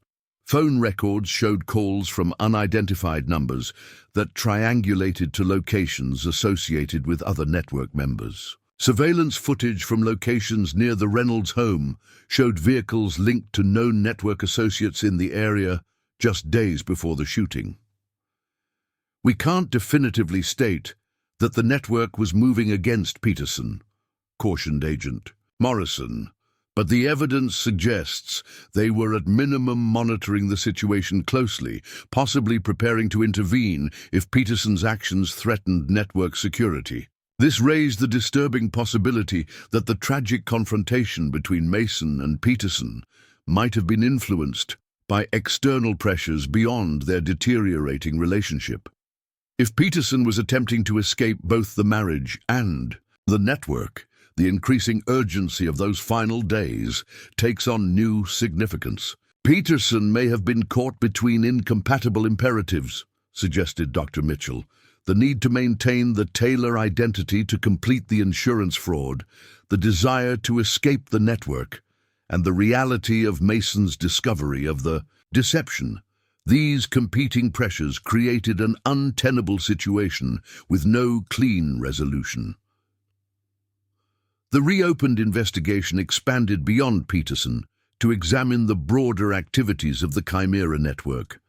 Between November 2024 and March 2025, federal authorities identified 43 individuals with connections to the organization. 17 arrests followed, including several high-profile cases involving operatives who had infiltrated government agencies, financial institutions, and healthcare systems. One of the most significant developments came in January 2025, when investigators identified the architect referenced in Peterson's unsent message. Gregory Sullivan, a 57-year-old former psychology professor specializing in personality theory, had been operating as a key strategic planner for the network while maintaining a respected academic position at a university in the Pacific Northwest. Sullivan's academic work on identity construction and social influence had provided theoretical foundations for the network's methodologies. His position had allowed him to identify and recruit psychologically sophisticated students, like Peterson, who demonstrated both the intellectual capacity and moral flexibility required for the network's operations. Sullivan represents the most concerning aspect of this case, noted Dr. Mitchell, after reviewing his published academic work alongside the recovered network communications. He was essentially running a shadow research program, applying legitimate psychological insights to develop increasingly sophisticated manipulation techniques. When federal agents arrested Sullivan at his campus office, they discovered extensive documentation of what he termed applied identity architecture, essentially a theoretical framework for constructing and deploying synthetic identities for specific operational contexts. His academic research had provided cover for methodically developing and refining these techniques. The truly disturbing element is how Sullivan conceptualized this work, Dr. Mitchell observed. His private notes frame it not as criminal activity, but as an extension of legitimate research, exploring the fluidity of identity and the socially constructed nature of self. He appears to have viewed conventional ethical boundaries as arbitrary limitations on knowledge advancement.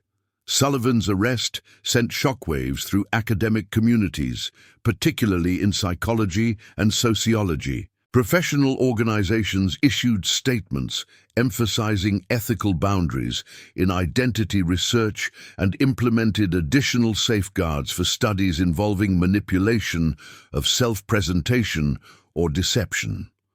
For those connected to the original case, the revelations about the network added yet another layer of complexity to an already painful history. Mason's sister Bethany expanded the mission of her support organization to address institutional responsibilities in preventing targeted psychological manipulation.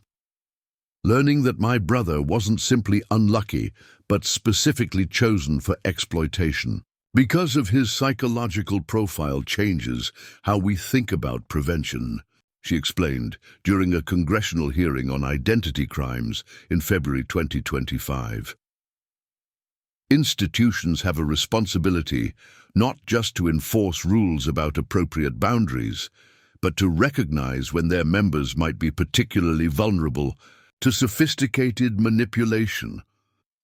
The Peterson family, who had struggled for years to reconcile their memories of their son with his criminal activities, faced another difficult adjustment. The evidence that James had been recruited and molded by Sullivan during his university years suggested a more complex path to criminality than they had previously understood.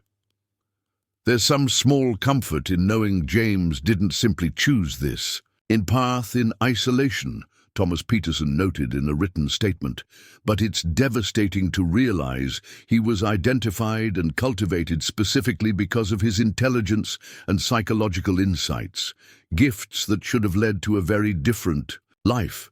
For Lancaster County Women's Correctional Facility, the new revelations prompted another round of security reassessments. The knowledge that they had unknowingly housed someone specifically tasked with documenting institutional vulnerabilities raised alarming questions about what information might have been compromised. We have to assume that detailed assessments of our security protocols, staff psychological profiles, and surveillance blind spots were shared with this network, noted the facility's current warden, Michael Torres. We're essentially having to rebuild our security architecture from the ground up, assuming that previous systems have been comprehensively mapped by hostile actors. The broader criminal justice system faced similar challenges. The revelation That the Chimera network had deliberately targeted correctional facilities as part of their methodology development suggested that similar infiltrations might have occurred elsewhere. A nationwide review of unusual staff-inmate relationships was launched, with particular attention to cases involving identity discrepancies. By April 2025, the expanded investigation had uncovered evidence of at least 7 other instances of what the network termed institutional embedding, placements of operatives with false identities inside various controlled environments. These cases included a hospital administrative assistant with access to patient records, a clerk at a passport processing center, and an IT support technician at a regional banking center. What we're seeing is a systematic approach to positioning operatives at key nodes within verification systems, explained Agent Morrison during a press briefing. Not necessarily high-profile positions, but roles that provide access to identity validation processes or the ability to create exceptions to security protocols.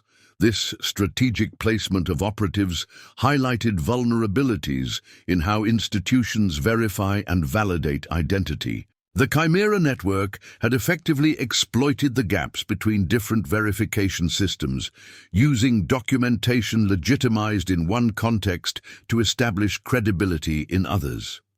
Our security systems are only as strong as the connections between them, noted cybersecurity expert Ramirez. When verification responsibility is distributed across multiple agencies or institutions, each assuming the others have properly validated identity, sophisticated actors can exploit those seams to insert fabricated identities into the system. For the law enforcement officials who had worked on the original case, the expanded understanding of its context brought mixed emotions. Detective Samantha Wilkins, who had led the initial investigation, reflected on the case's evolution during a training session for new investigators. When we first responded to those gunshots at Pinewood Estates, we thought we were looking at a tragic but relatively straightforward case of relationship deception and its consequences. 5 years later, we understand it as one node in a sophisticated criminal network that deliberately targets human and institutional vulnerabilities. The lesson for investigators is humility, recognizing that what we initially see may be just the surface of much deeper systems of deception. As the investigation continued to expand through international cooperation with Interpol and other agencies, the full scope of the Chimera network's operations remained to be determined. What had begun as a domestic tragedy in a suburban Lancaster neighborhood had revealed a global criminal methodology that challenged fundamental assumptions about identity verification, institutional security, and the boundaries of psychological manipulation.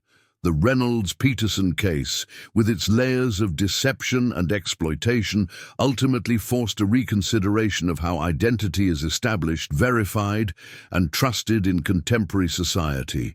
In a world of increasingly sophisticated identity manipulation, the tragedy served as a stark reminder of the vulnerabilities that exist not just in our technologies and institutions, but in our fundamental human need for authentic connection.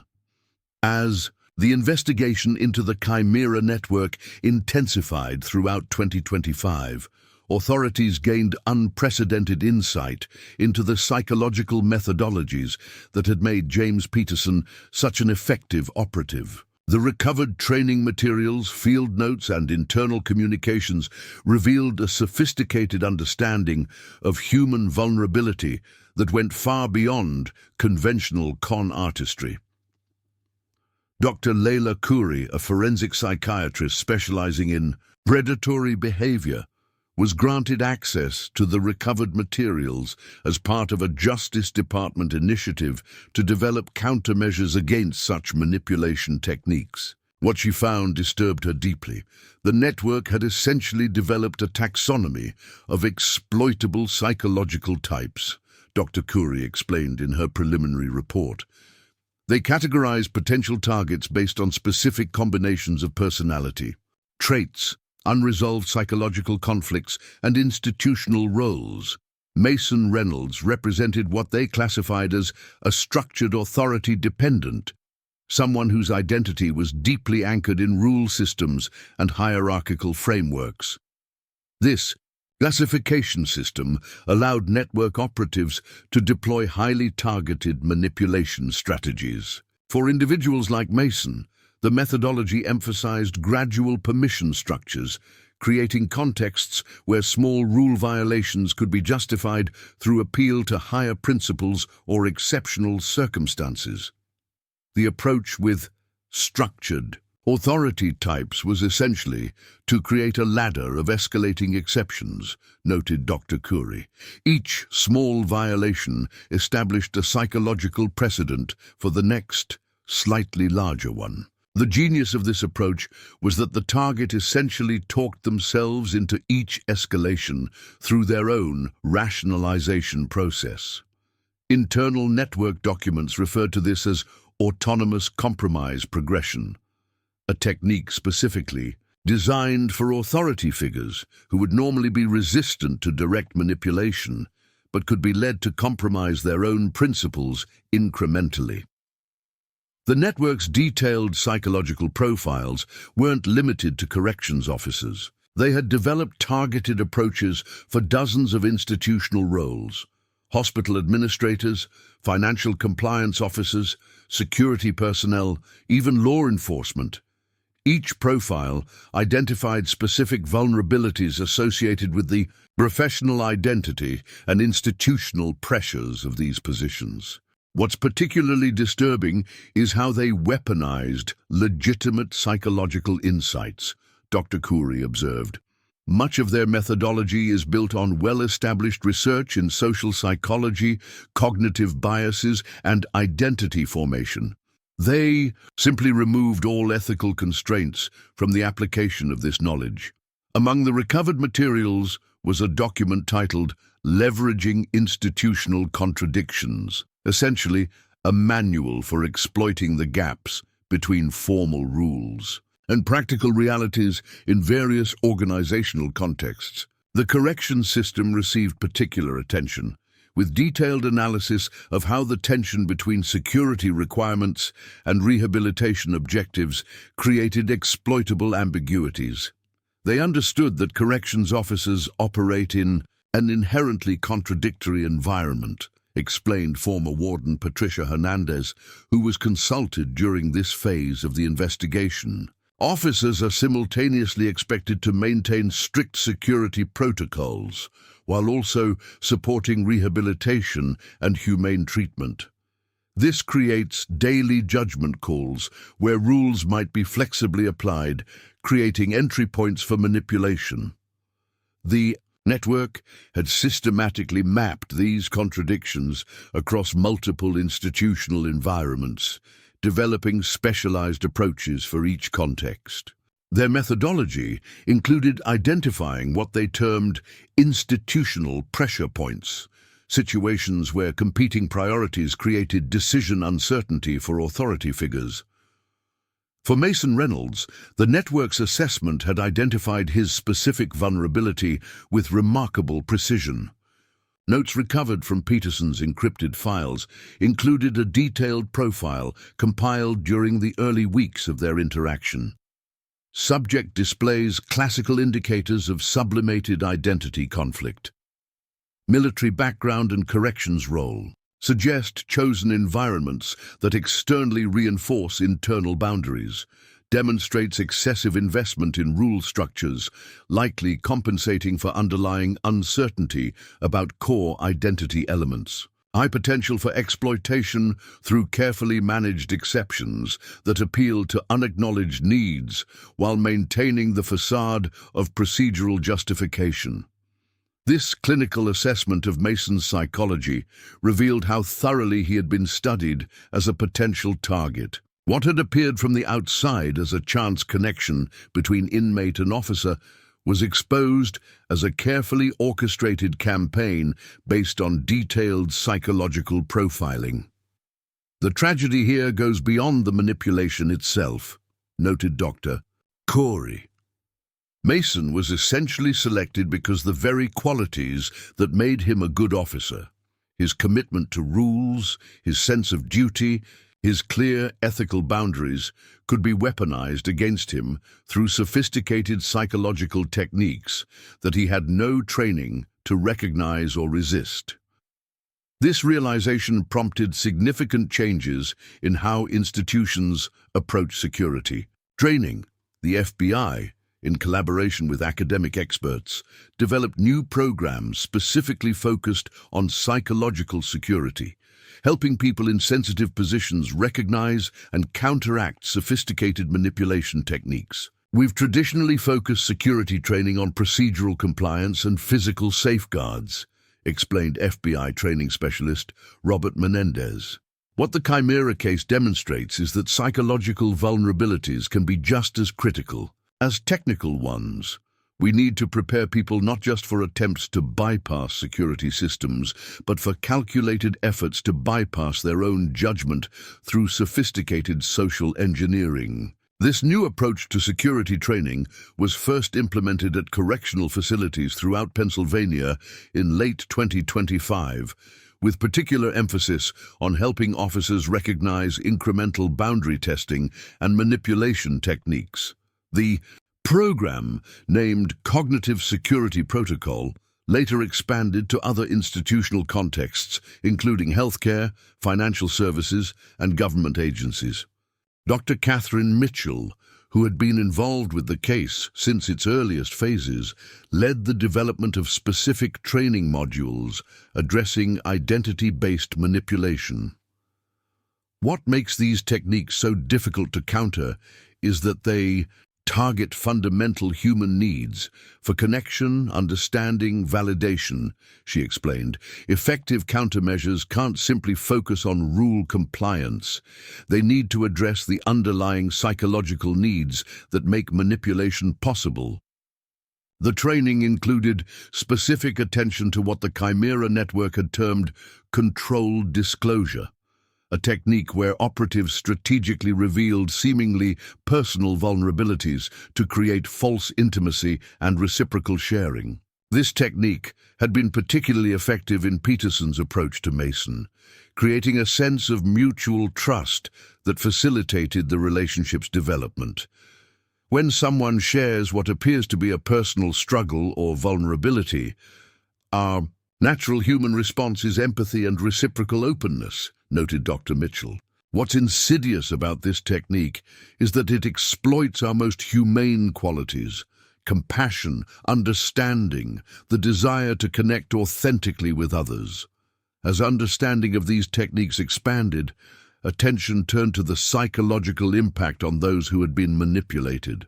A specialized therapeutic approach was developed for victims of what came to be called identity-based exploitation, addressing the profound trust damage that occurs when someone discovers a significant relationship was based on calculated deception.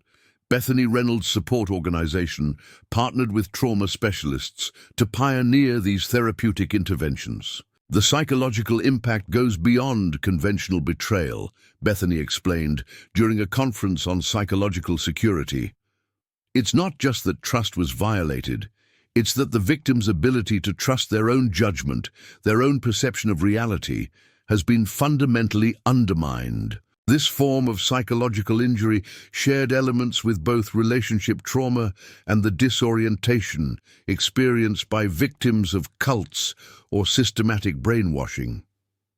Treatment approaches needed to address not just the emotional pain of betrayal, but the cognitive disruption of having participated in one's own manipulation. Victims often experience profound shame alongside the trauma, noted Dr. Eliza Washington, a psychologist specializing in relational betrayal. There's a tendency to blame themselves for not seeing through the deception, not recognizing the manipulation. This self-recrimination compounds the injury, and makes recovery particularly challenging. The therapeutic protocols developed in response to these cases emphasized rebuilding internal trust, helping victims recognize that their vulnerability stemmed not from personal weakness, but from sophisticated exploitation of universal human needs and cognitive tendencies. No one is immune to these techniques when they're executed at this level of sophistication, Dr. Washington emphasized. The human brain simply isn't designed to maintain constant vigilance against this kind of calculated manipulation, particularly when it comes from someone in an intimate relationship. For law enforcement professionals involved in the investigation, the psychological dimensions of the case posed unique challenges.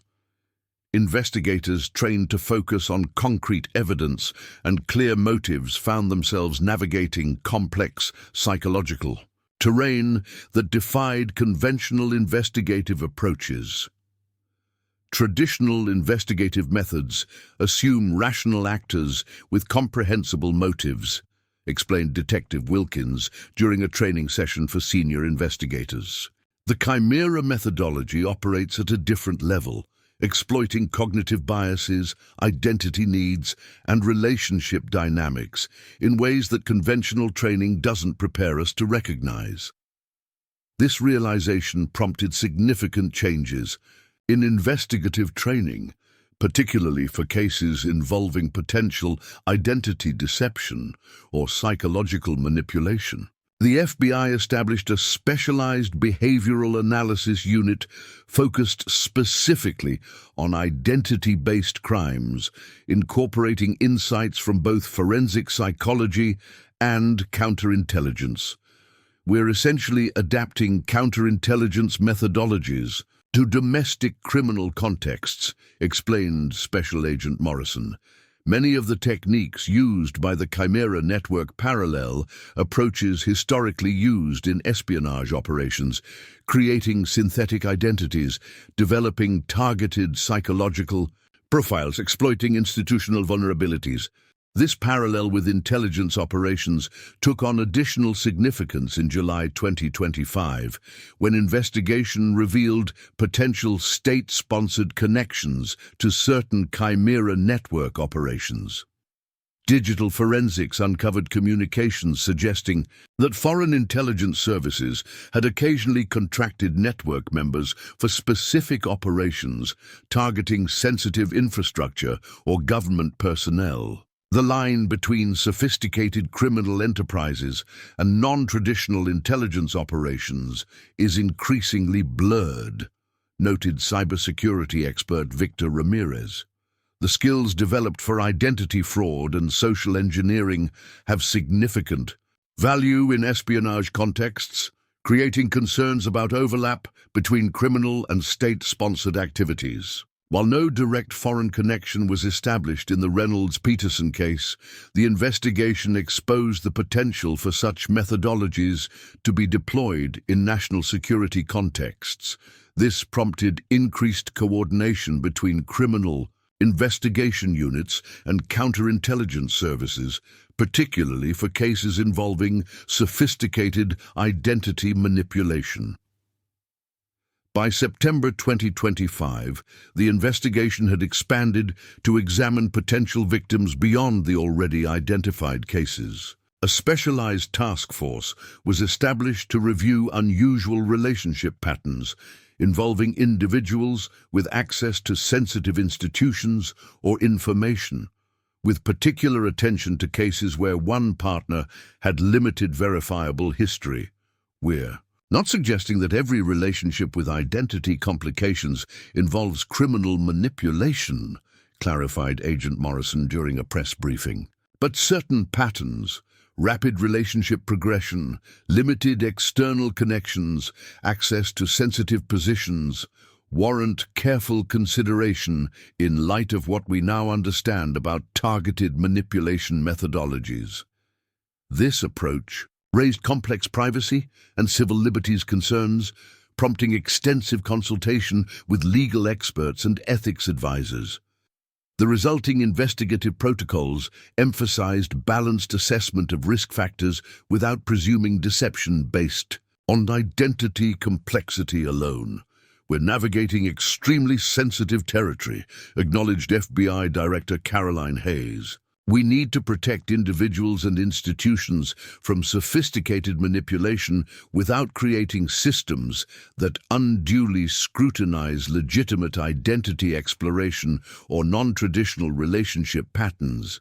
This nuanced approach reflected growing recognition that identity fluidity itself wasn't the problem. Rather, it was the weaponization of identity concepts for predatory purposes. The distinction between authentic identity exploration and tactical identity deployment became a central focus of both investigative guidance and public education efforts. For those studying the psychological dimensions of the case, one of the most challenging questions concerned Peterson's own psychological journey. Had he been purely predatory from the beginning, or had his perspective evolved through involvement with the network? "The materials we've recovered suggest a gradual transformation," observed Dr. Mitchell after reviewing Peterson's writings from different periods. "His early academic work shows genuine intellectual fascination with identity construction, but without the predatory application. The operational notes from later years display increasing detachment from the human consequences of his methodologies." This evolution pointed to the corrupting influence of Sullivan's mentorship and the network's systematic removal of ethical constraints. What had perhaps begun as intellectual exploration had gradually transformed into something exploitative. Through a process similar to the incremental boundary erosion Peterson later deployed against others. "There's a certain tragic symmetry," noted Dr. Mitchell. "The same techniques of gradual normalization that Peterson used on his targets appear to have been used on him during his recruitment and development. The network essentially created the perfect closed loop of manipulation and exploitation." This insight informed approaches to identifying potential early-stage recruitment into similar operations. University ethics offices implemented enhanced awareness programs for professors and graduate advisors, helping them recognize concerning patterns that might indicate students were being groomed for unethical applications of their knowledge.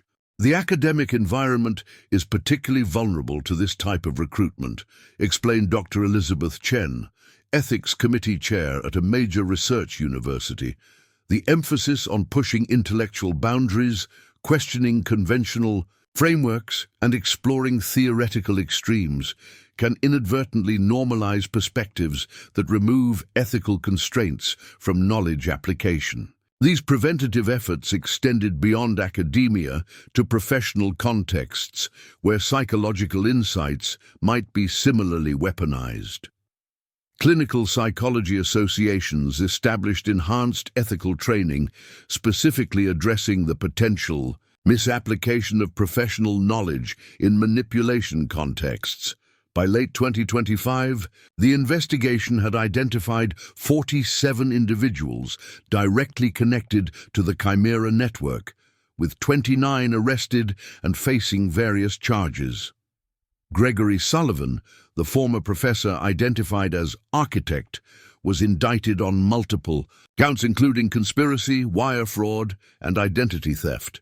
His trial, scheduled for early 2026, promised to expose the network's operations in unprecedented detail. For the communities and institutions affected by these operations, the process of recovery involved fundamental reassessment of how trust and identity are verified and maintained. Lancaster County Women's Correctional Facility implemented comprehensive reforms addressing both technical security and psychological vulnerabilities. What we learned from this case is that security isn't just about physical barriers and procedural controls, noted Warden Michael Torres. It's about understanding the human factors that can be exploited to bypass those systems. True security requires addressing both the technological and psychological dimensions simultaneously. This integrated approach to institutional security and combining traditional measures with psychological safeguards represented perhaps the most significant practical legacy of the Reynolds-Peterson case. Across multiple sectors, organizations began implementing what came to be known as cognitive security protocols, alongside conventional security measures.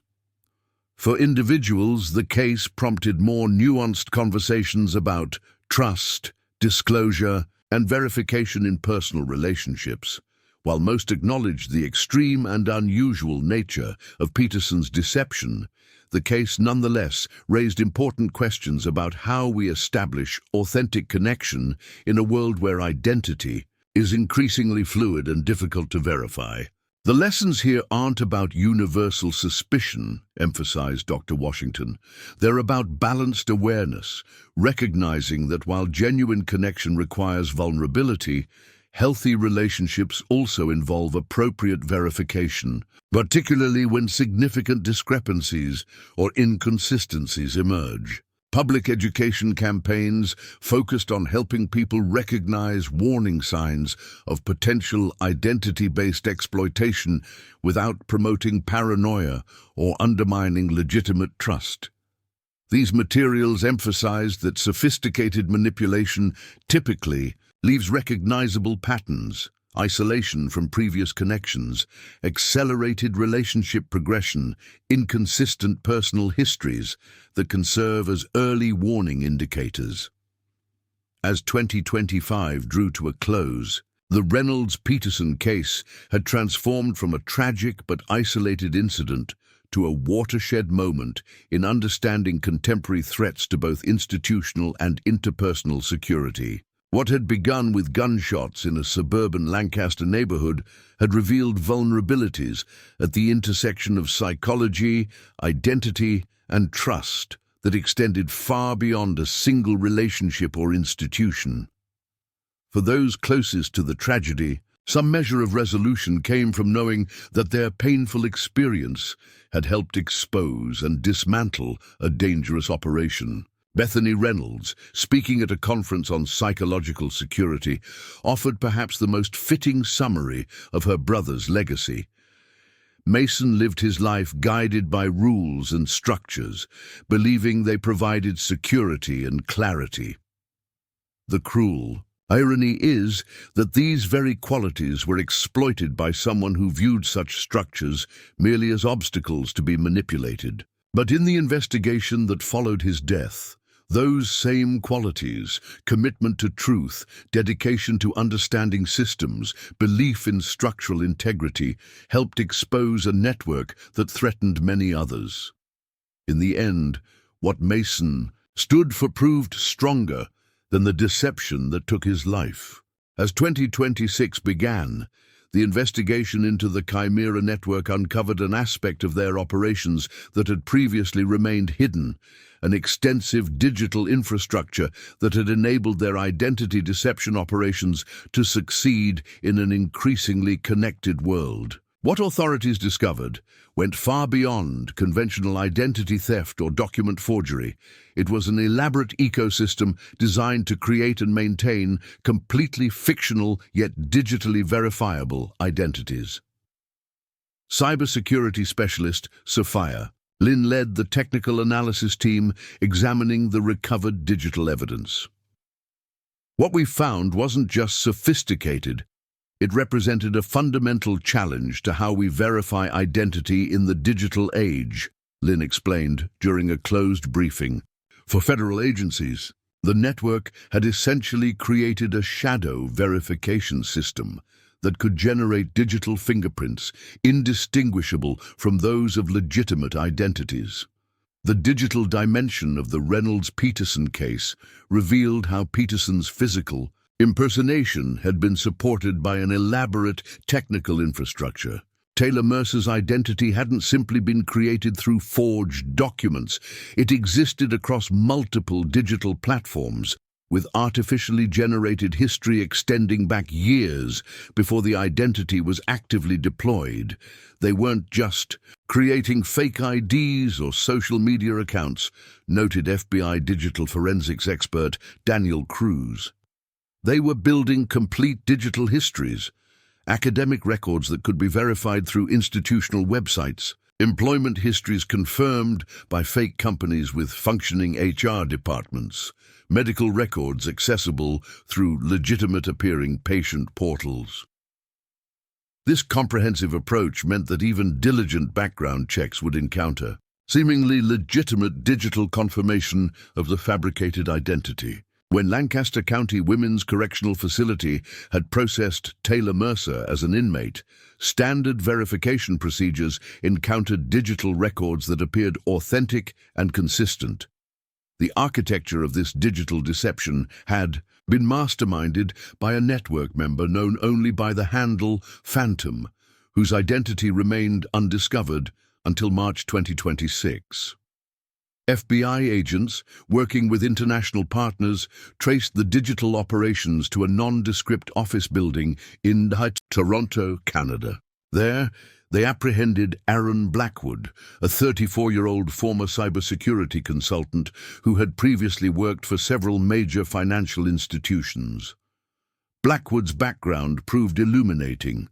He had specialized in penetration testing, identifying vulnerabilities in identity verification systems for legitimate security purposes, before applying those insights to criminal enterprises.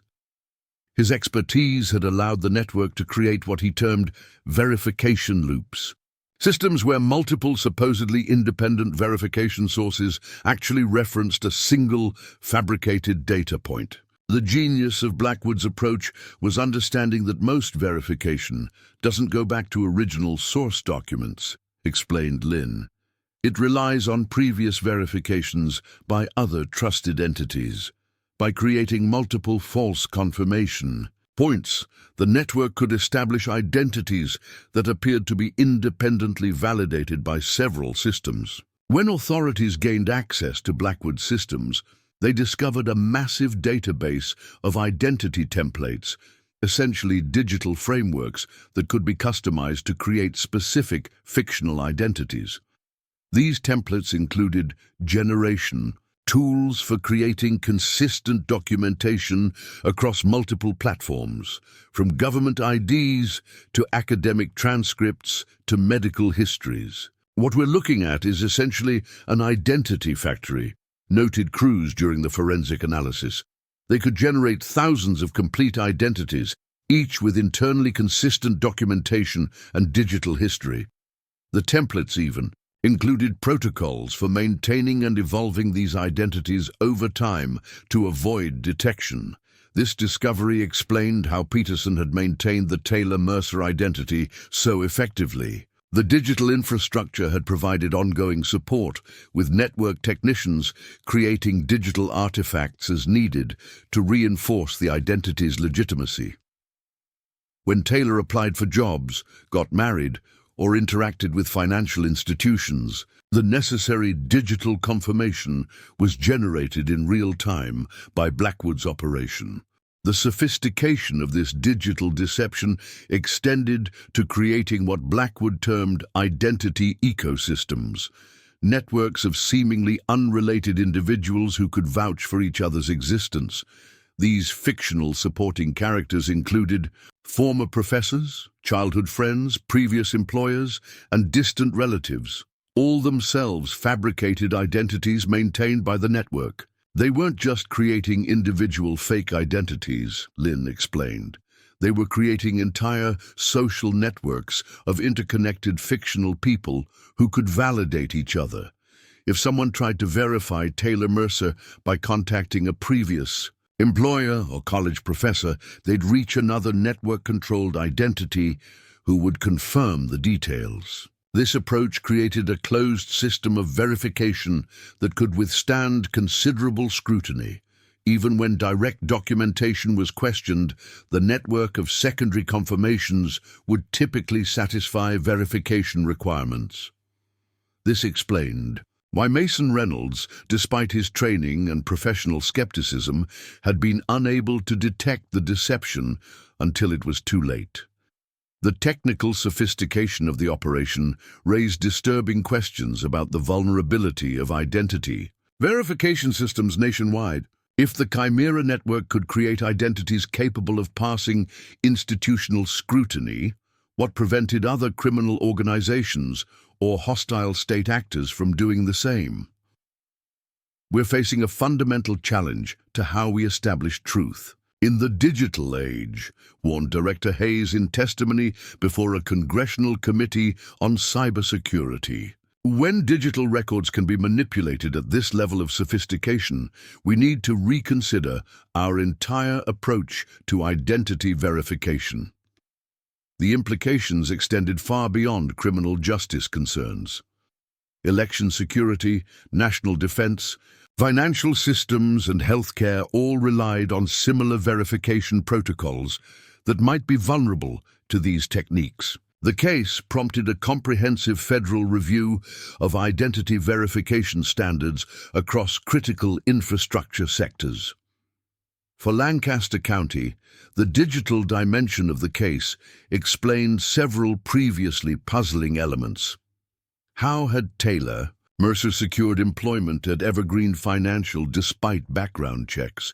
How had the marriage license been obtained without raising flags? How had Taylor established a seemingly legitimate driver's license and social security number?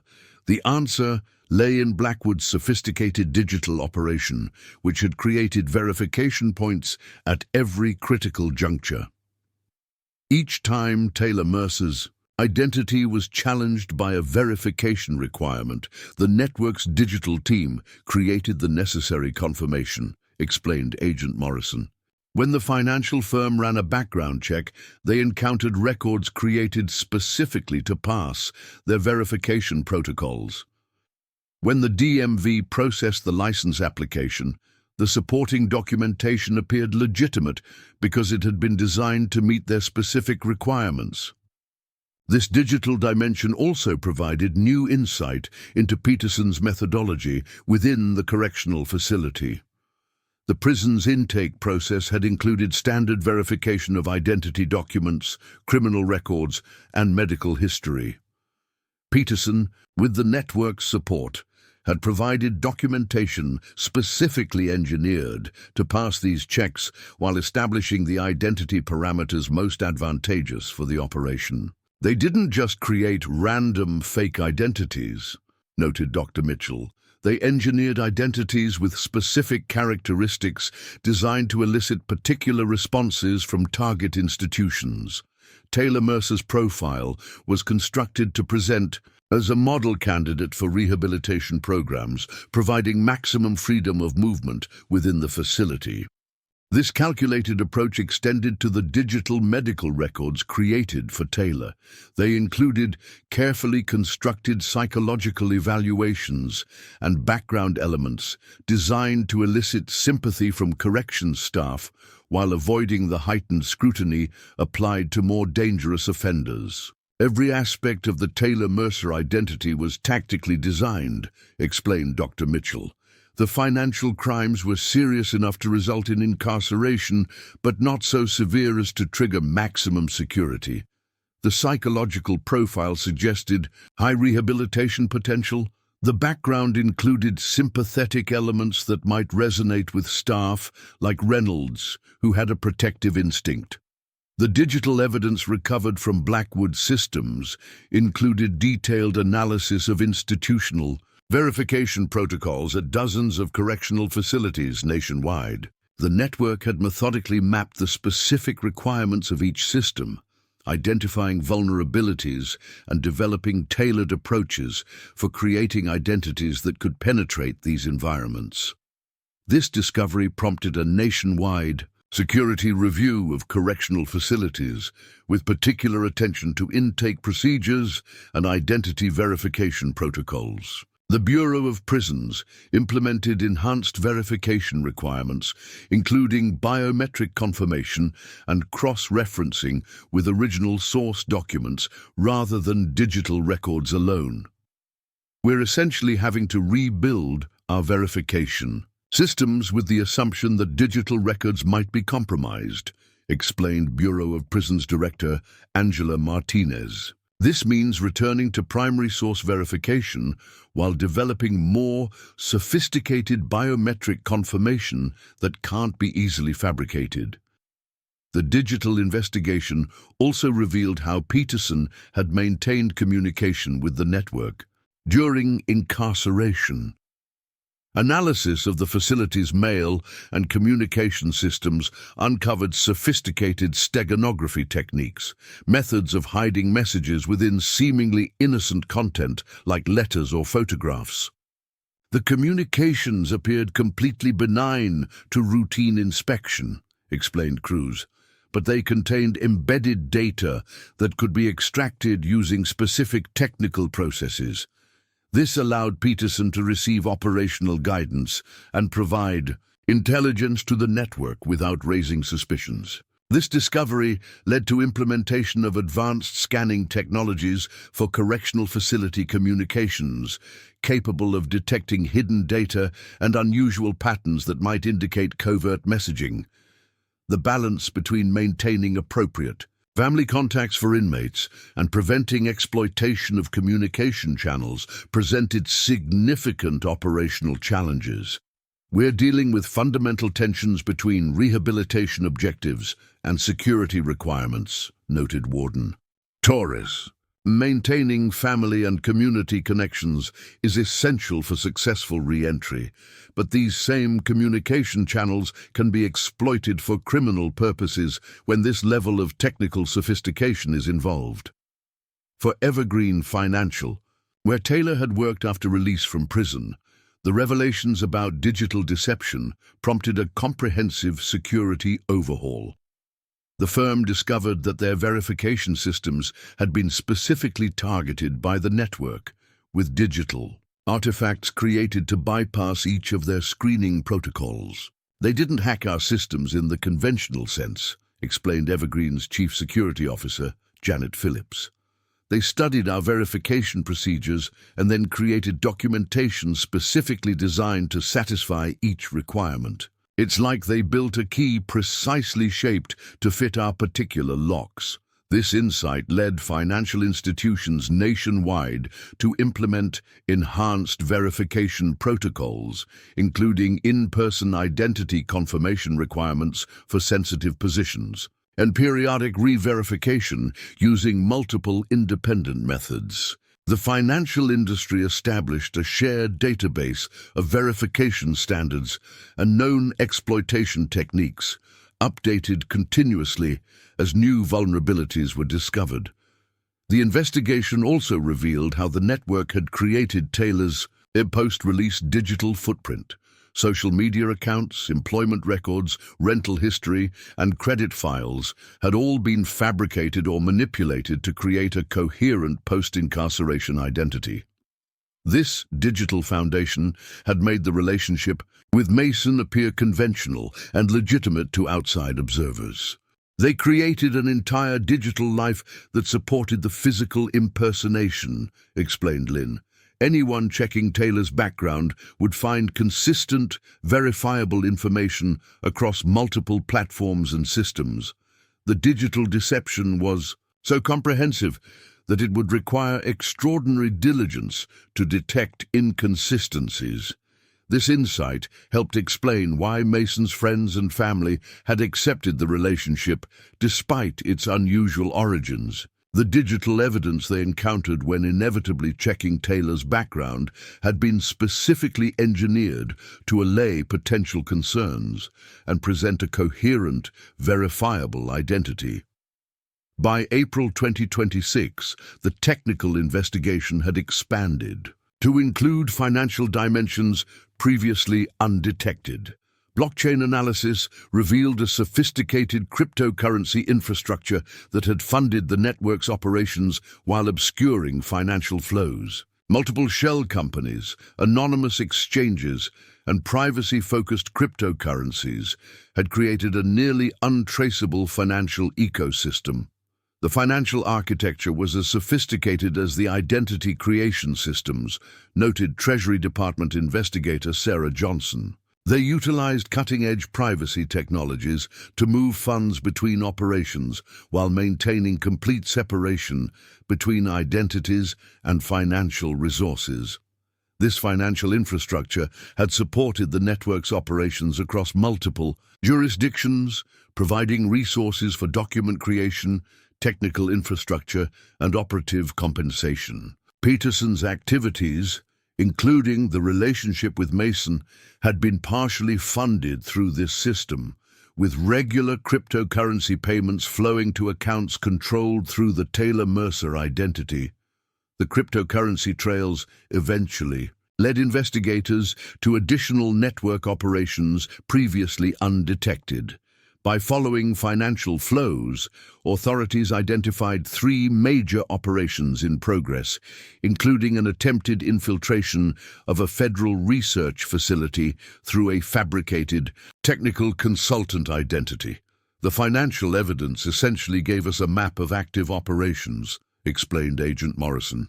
By tracking resource allocation, we could identify which fabricated identities were receiving significant support, indicating active deployments rather than dormant capabilities.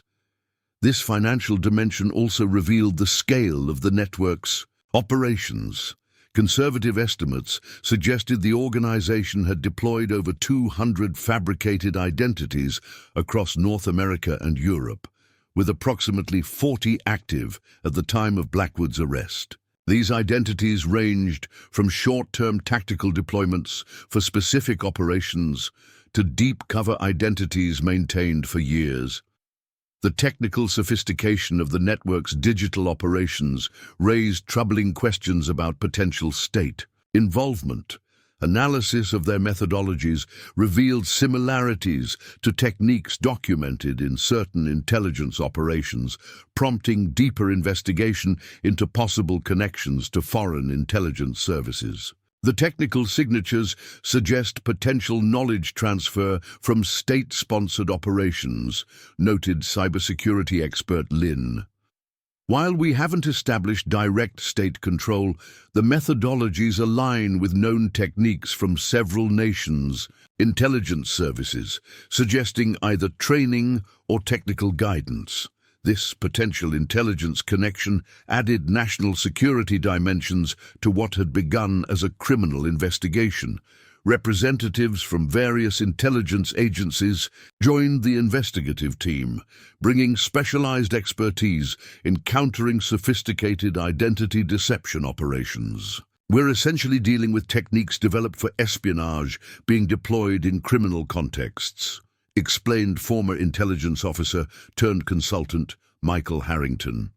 The distinctions between state-sponsored operations and sophisticated criminal enterprises are increasingly blurred, particularly in the realm of identity manipulation. This convergence of criminal and intelligence methodologies represented a significant evolution in the threat landscape.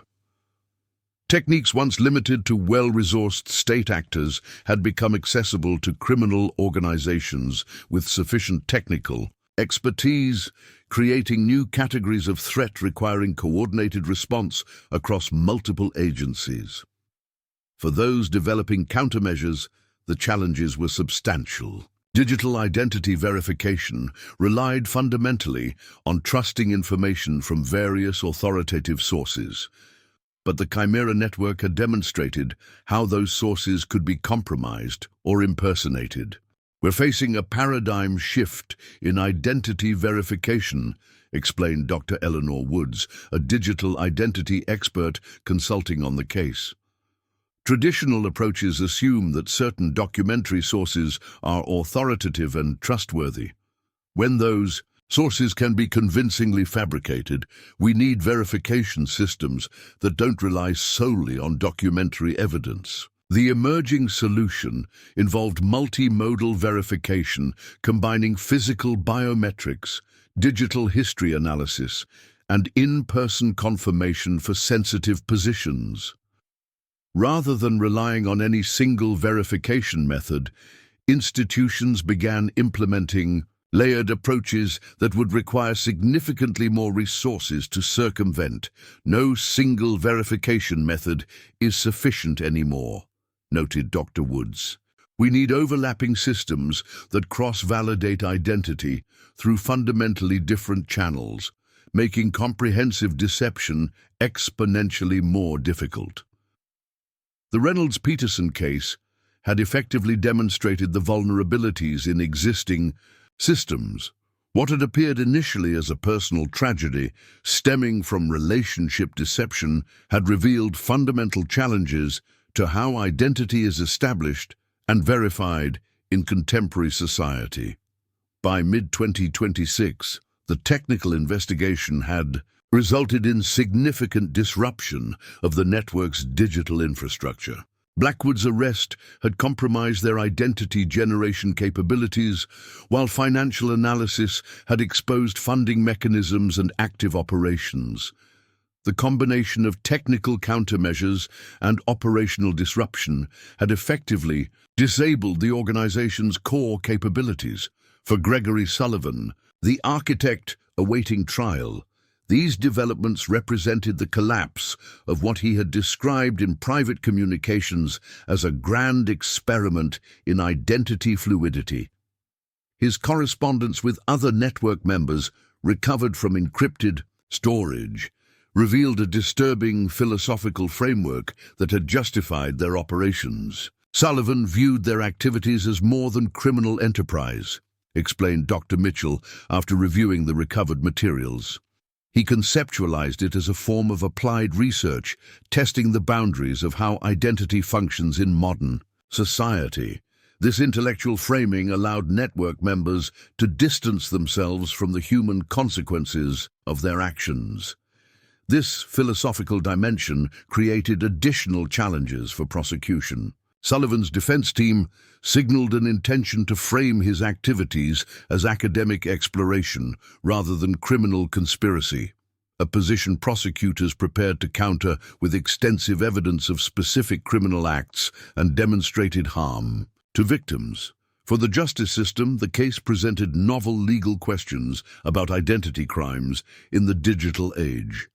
Existing statutes had not anticipated the comprehensive nature of these deceptions or their sophisticated technical implementation. Legislative committees began considering updated frameworks specifically addressing synthetic identity creation and deployment. Our legal system was designed to address identity theft, the appropriation of existing identities, explained legal scholar Jeffrey Barnes.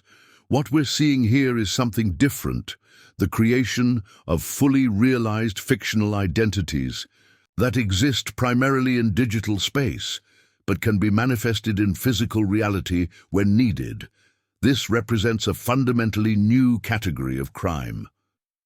As Sullivan's trial approached, scheduled for September 2026, the broader implications of the case continued to unfold across multiple domains. The technical investigation had exposed vulnerabilities in fundamental systems relied upon for establishing truth and confirming identity in contemporary society. For Lancaster County, where the tragic confrontation between Mason Reynolds and James Peterson had occurred over 7 years earlier, the expanding investigation provided context for what had initially seemed an isolated tragedy of deception and violence. What had happened in that suburban bedroom represented not just a personal betrayal, but the dangerous intersection of sophisticated psychological manipulation and advanced technical deception. The house in Pinewood Estates, which had changed owners multiple times since the tragedy, bore no visible markers of what had occurred there. Yet the case that began within its walls had catalyzed a fundamental reassessment of how identity is established, verified, and trusted in an increasingly digital world. As one investigator reflected during the final phases of the technical analysis, what happened between Mason Reynolds and the person he knew as Taylor Mercer wasn't just about two individuals. It was about our collective vulnerability when the Systems we've built to establish truth can be so comprehensively manipulated. Every time we accept digital confirmation as evidence of reality, we're placing faith in systems that this case has proven can be exploited. This sobering reality prompted not just technical solutions, but deeper philosophical questioning about the nature of identity and trust in contemporary society. If digital records could be so comprehensively manipulated, what foundations remained for establishing truth with certainty? The answers to these questions would continue to evolve long after the criminal case concluded, a lasting legacy of a tragedy that began with a forbidden connection between a corrections officer and an inmate, but ultimately revealed vulnerabilities at the heart of how we establish what is real and what is fabricated in the digital age. On September 15, 2026, the United States versus Gregory Sullivan trial began in the federal courthouse in Philadelphia. The case represented the culmination of the years-long investigation that had expanded from a tragic murder-suicide in Lancaster County to uncover one of the most sophisticated criminal networks in modern history. The courtroom was filled to capacity, each day with journalists, legal observers, and family members of various victims in attendance. Among those present for the opening statements was Bethany Reynolds, who had traveled from Pittsburgh to witness the prosecution of the man whose methodology had ultimately led to her brother's death. Being in that courtroom was surreal, Bethany later recalled. Sullivan looked so ordinary, a middle-aged academic with reading glasses and a thoughtful expression. It was difficult to reconcile his appearance with the devastating impact of the system he created. U.S. Attorney Gabriela Ramirez led the prosecution team, presenting an opening statement that laid out the sweeping scope of Sullivan's criminal enterprise. What began as academic research evolved into something far more sinister, Ramirez told the jury. The defendant systematically recruited vulnerable students, developed methodologies for psychological manipulation, and created an organization dedicated to exploiting human trust for profit and power. Sullivan's defense team, led by prominent attorney Marcus Bennett, attempted to frame their client's actions as misunderstood academic exploration. Dr. Sullivan's work examined the socially constructed nature of identity in the digital age. Bennett argued, while some individuals may have misapplied these theoretical frameworks for criminal purposes, Dr. Sullivan himself remained in the realm of academic inquiry. This defense strategy collapsed during the second week of trial when prosecutors introduced Sullivan's encrypted communications with network members. These messages, recovered from Blackwood systems, revealed Sullivan's direct operational involvement, including specific guidance on targeting individuals like Mason Reynolds. Subject profile indicates high vulnerability to recognition-based manipulation, Sullivan had written regarding Mason. Deployment should emphasize validation of unacknowledged aspects of self-concept while maintaining superficial alignment with explicit value structure. This clinical assessment of how to psychologically manipulate Mason proved devastating to Sullivan's academic cover story. The jury visibly reacted to the calculated nature of these communications, particularly when prosecutors connected them directly to the tragic outcome in Lancaster County. These weren't theoretical discussions. Ramirez emphasized during her examination of FBI behavioral analyst Dr. Raymond Chen. These were tactical instructions for exploiting specific psychological vulnerabilities in a targeted individual.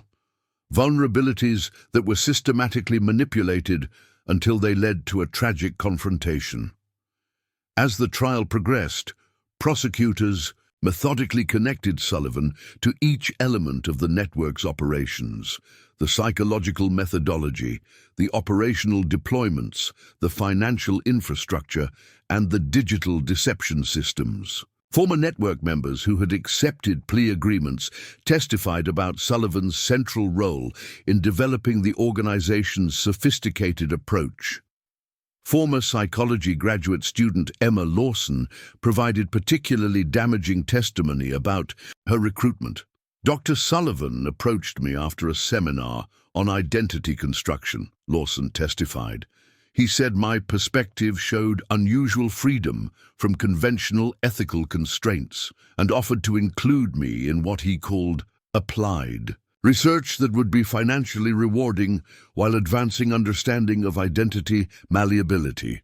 Lawson described a gradual indoctrination process where theoretical discussions evolved into practical exercises in manipulation, eventually leading to participation in actual operations. This pattern of recruitment, targeting particularly gifted students with certain psychological profiles, had been repeated dozens of times over Sullivan's academic career. He could identify which students would be receptive to crossing ethical boundaries, Lawson explained. He would validate their frustrations with conventional morality, frame ethical concerns as intellectual limitations, and gradually normalize increasingly problematic applications of psychological knowledge. Technical evidence presented by the prosecution demonstrated Sullivan's deep involvement in the network's digital operations. Encryption keys recovered from his university office linked him directly to the design documents for the identity verification systems, while financial records showed his receipt of substantial cryptocurrency payments from operations, including the Peterson deployment. By the third week of trial, Sullivan's defense strategy shifted from denial to mitigation. Unable to counter the overwhelming evidence of his involvement, his attorneys began arguing that the tragic outcomes of certain operations had never been his intention, that he had created systems without fully anticipating how they might be misused by others. This approach faltered when prosecutors introduced Sullivan's contingency protocols, detailed instructions for various scenarios including deployment compromise situations where operatives like Peterson might be exposed. These protocols explicitly addressed the management of potential violence, with chilling guidance for containing fallout and protecting network interests above individual operative safety. If compromise appears imminent and containment impossible, your priority shifts to infrastructure protection, one document stated. Deployed identities are considered disposable assets at this stage, with recovery efforts focused exclusively on limiting network exposure through elimination of connection evidence. The implication that network leadership had essentially abandoned Peterson when the operation began to unravel, prioritizing their own security over potential intervention that might have prevented the fatal confrontation, visibly affected the jury. Several members appeared openly disturbed by the calculated detachment evident in these contingency protocols. For the families of victims, including Bethany Reynolds, these revelations provided painful but necessary context. Learning that my brother's death was essentially classified as acceptable collateral damage in their operations was gut-wrenching, Bethany later wrote in her victim impact statement. But it also confirmed what we had suspected, that the ET tragedy wasn't simply about two individuals, but about a system designed to exploit people like Mason for strategic purposes. On October 30th, after 6 weeks of testimony and 3 days of deliberation, the jury returned with their verdict. Sullivan was found guilty on all 37 counts, including conspiracy, wire fraud, identity fraud, money laundering, and racketeering. The conviction carried potential sentences totaling over 200 years in federal prison. At the sentencing hearing in December 2026, victims and their families had the opportunity to address the court. Thomas Peterson, father of James Peterson, delivered a particularly moving statement about the dual nature of his family's experience, both as victims of Sullivan's recruitment of their son and as witnesses to the devastation his actions ultimately caused. Our son was both a weapon and victim in this tragedy, Thomas Peterson told the court. Recruited during his formative years, his intellectual gifts weaponized for predatory purposes, he became something unrecognizable to us.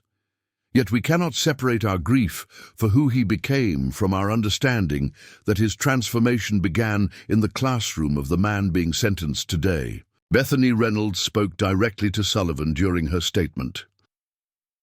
"My brother lived by a code of honor and duty that you exploited precisely because it was foreign to your own world view. You identified his commitment to rules as a vulnerability, rather than the strength of character it truly was. In targeting him through his integrity, you revealed the fundamental emptiness of your own moral framework." When Judge Eleanor Simmons delivered the sentence on December 18, 2026, her remarks addressed the unique nature of the crimes. "This court has seen many cases of fraud, theft, and exploitation," Judge Simmons noted. "What distinguishes this case is the systematic weaponization of psychological insight and academic knowledge against the very foundations of trust and identity that enable functional society." Sullivan was sentenced to 85 years in federal prison without possibility of parole, effectively a life sentence for the 62-year-old former professor. Additional proceedings against other network members continued, with Aaron Blackwood receiving a 40-year sentence for his role in the digital operations, while various operatives received sentences ranging from 10 to 30 years, depending on their level of involvement. The conclusion of the criminal proceedings allowed for deeper reflection on the broader implications of the case. Beyond the immediate justice for victims, the Reynolds-Peterson tragedy had catalyzed unprecedented cooperation between different sectors, addressing identity security, psychological manipulation, and institutional vulnerabilities. In January 2027, a National Commission on Identity Security in the Digital Age delivered its final report, incorporating lessons from the case into comprehensive recommendations for government, private sector, and educational institutions.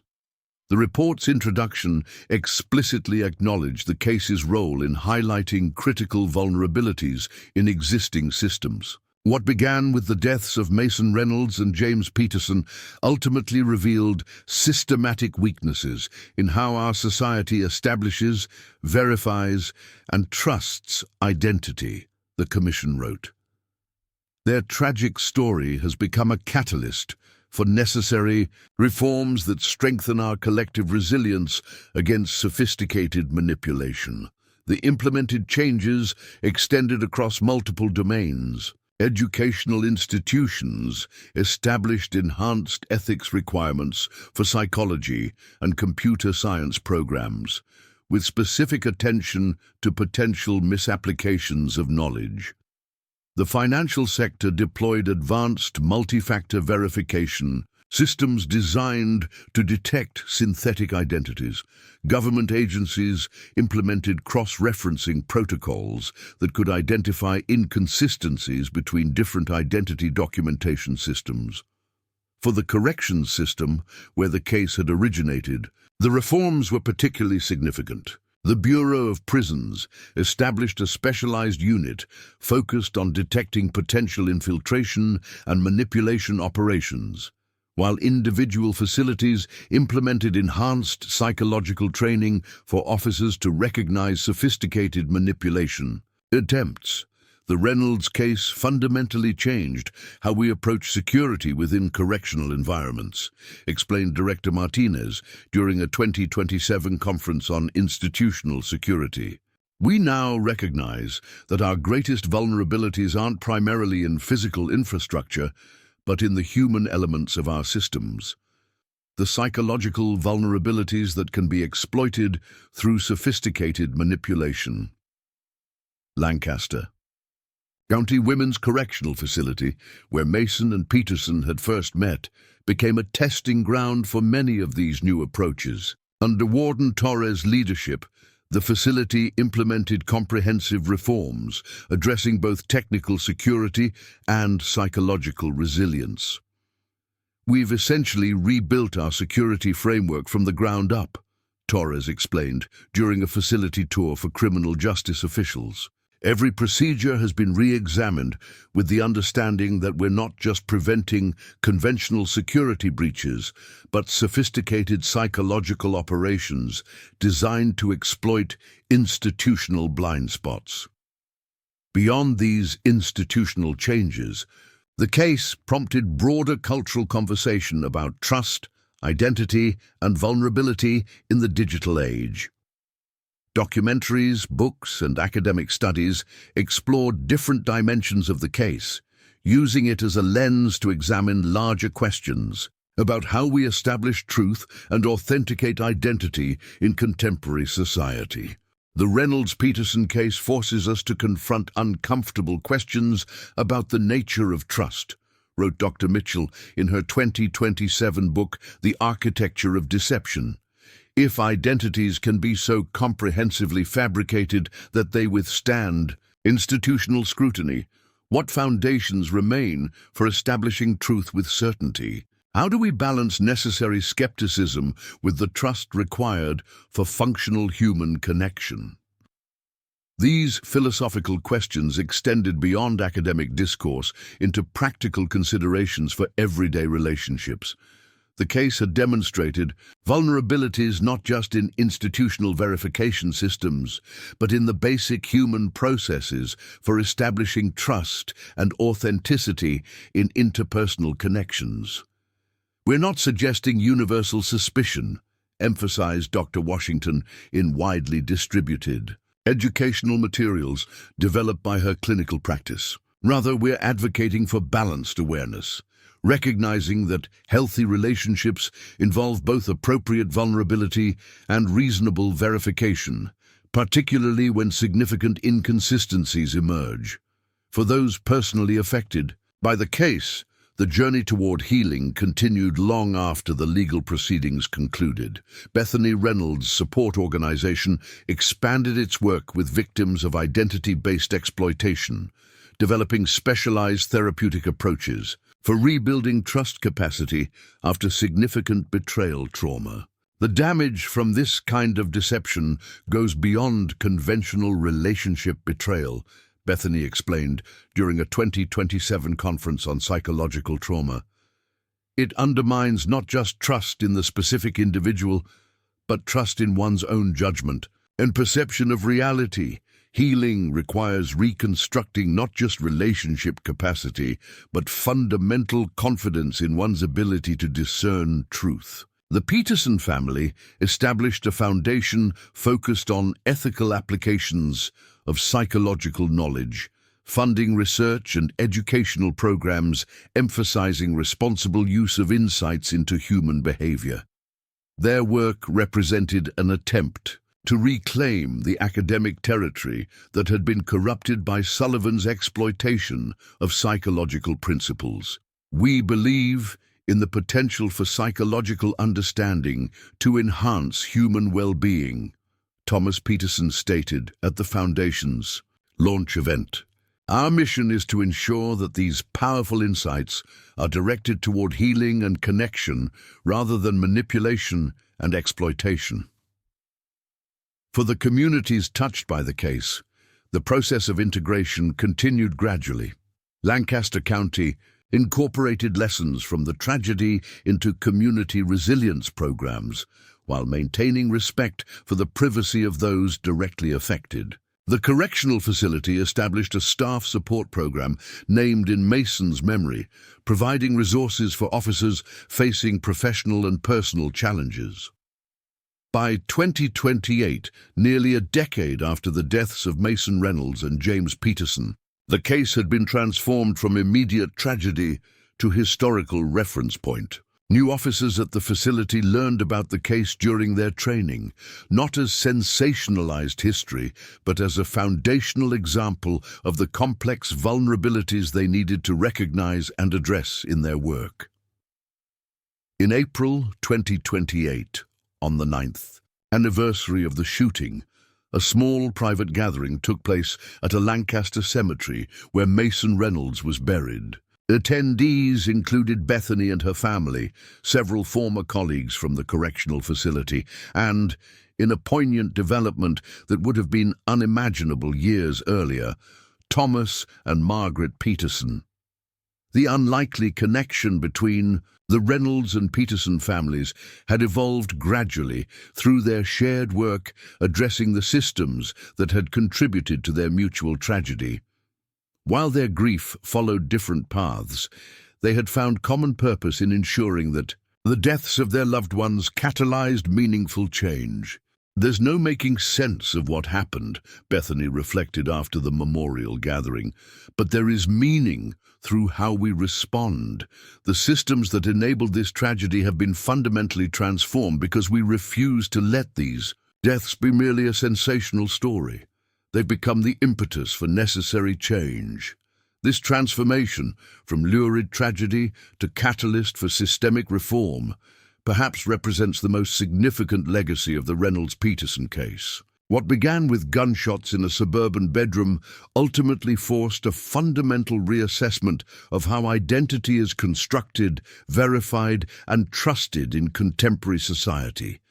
For the corrections officers who now train with case studies derived from Mason's experience, the lessons extend beyond specific security protocols to deeper understanding of human vulnerability. They learn to recognize not just the technical signs of deception, but their own psychological blind spots that might be exploited by sophisticated manipulation. Mason's legacy lives in every officer who recognizes manipulation before it takes root, noted Warden Torres during a staff training session in 2028. His story reminds us that even the most disciplined among us carry vulnerabilities that can be exploited without proper awareness and support. As society continues to navigate increasingly complex questions of identity, authenticity, and trust, in both personal and institutional contexts, the lessons of the Reynolds-Peterson case remain relevant, a stark reminder of both the human need for truth in our closest relationships and the sophisticated methods that can be deployed to subvert that truth. The house in Pinewood Estates where Mason and Peterson died has long since been occupied by families unconnected to the tragedy. The physical location gradually disconnected from the events that occurred there. Yet the case that began within those walls continues to influence how institutions verify identity, how individuals establish trust, and how society balances the human need for connection with necessary vigilance against sophisticated deception. In the final analysis, the Reynolds-Peterson case stands as both tragedy and warning, a painful demonstration of vulnerabilities in our systems for establishing truth and a catalyst for strengthening those systems against future exploitation. The fatal confrontation between a corrections officer and the inmate who became his spouse ultimately revealed fracture lines, not just in their relationship, but in the fundamental structures we rely upon to separate authentic identity from calculated fabrication. As one investigator reflected years after the case concluded, what happened between Mason Reynolds and James Peterson forces us to confront an uncomfortable reality, that the systems we've built to establish truth can be comprehensively manipulated by those with sufficient skill and resources. The lasting legacy of this case is the recognition that security in the modern age requires protecting not just physical assets, but the very concept of verifiable identity itself. Up next, you've got two more standout stories right on your screen. If this one hits the mark, you won't want to pass these up. Just click and check them out. And don't forget to subscribe and turn on the notification bell so you don't miss any upload from us.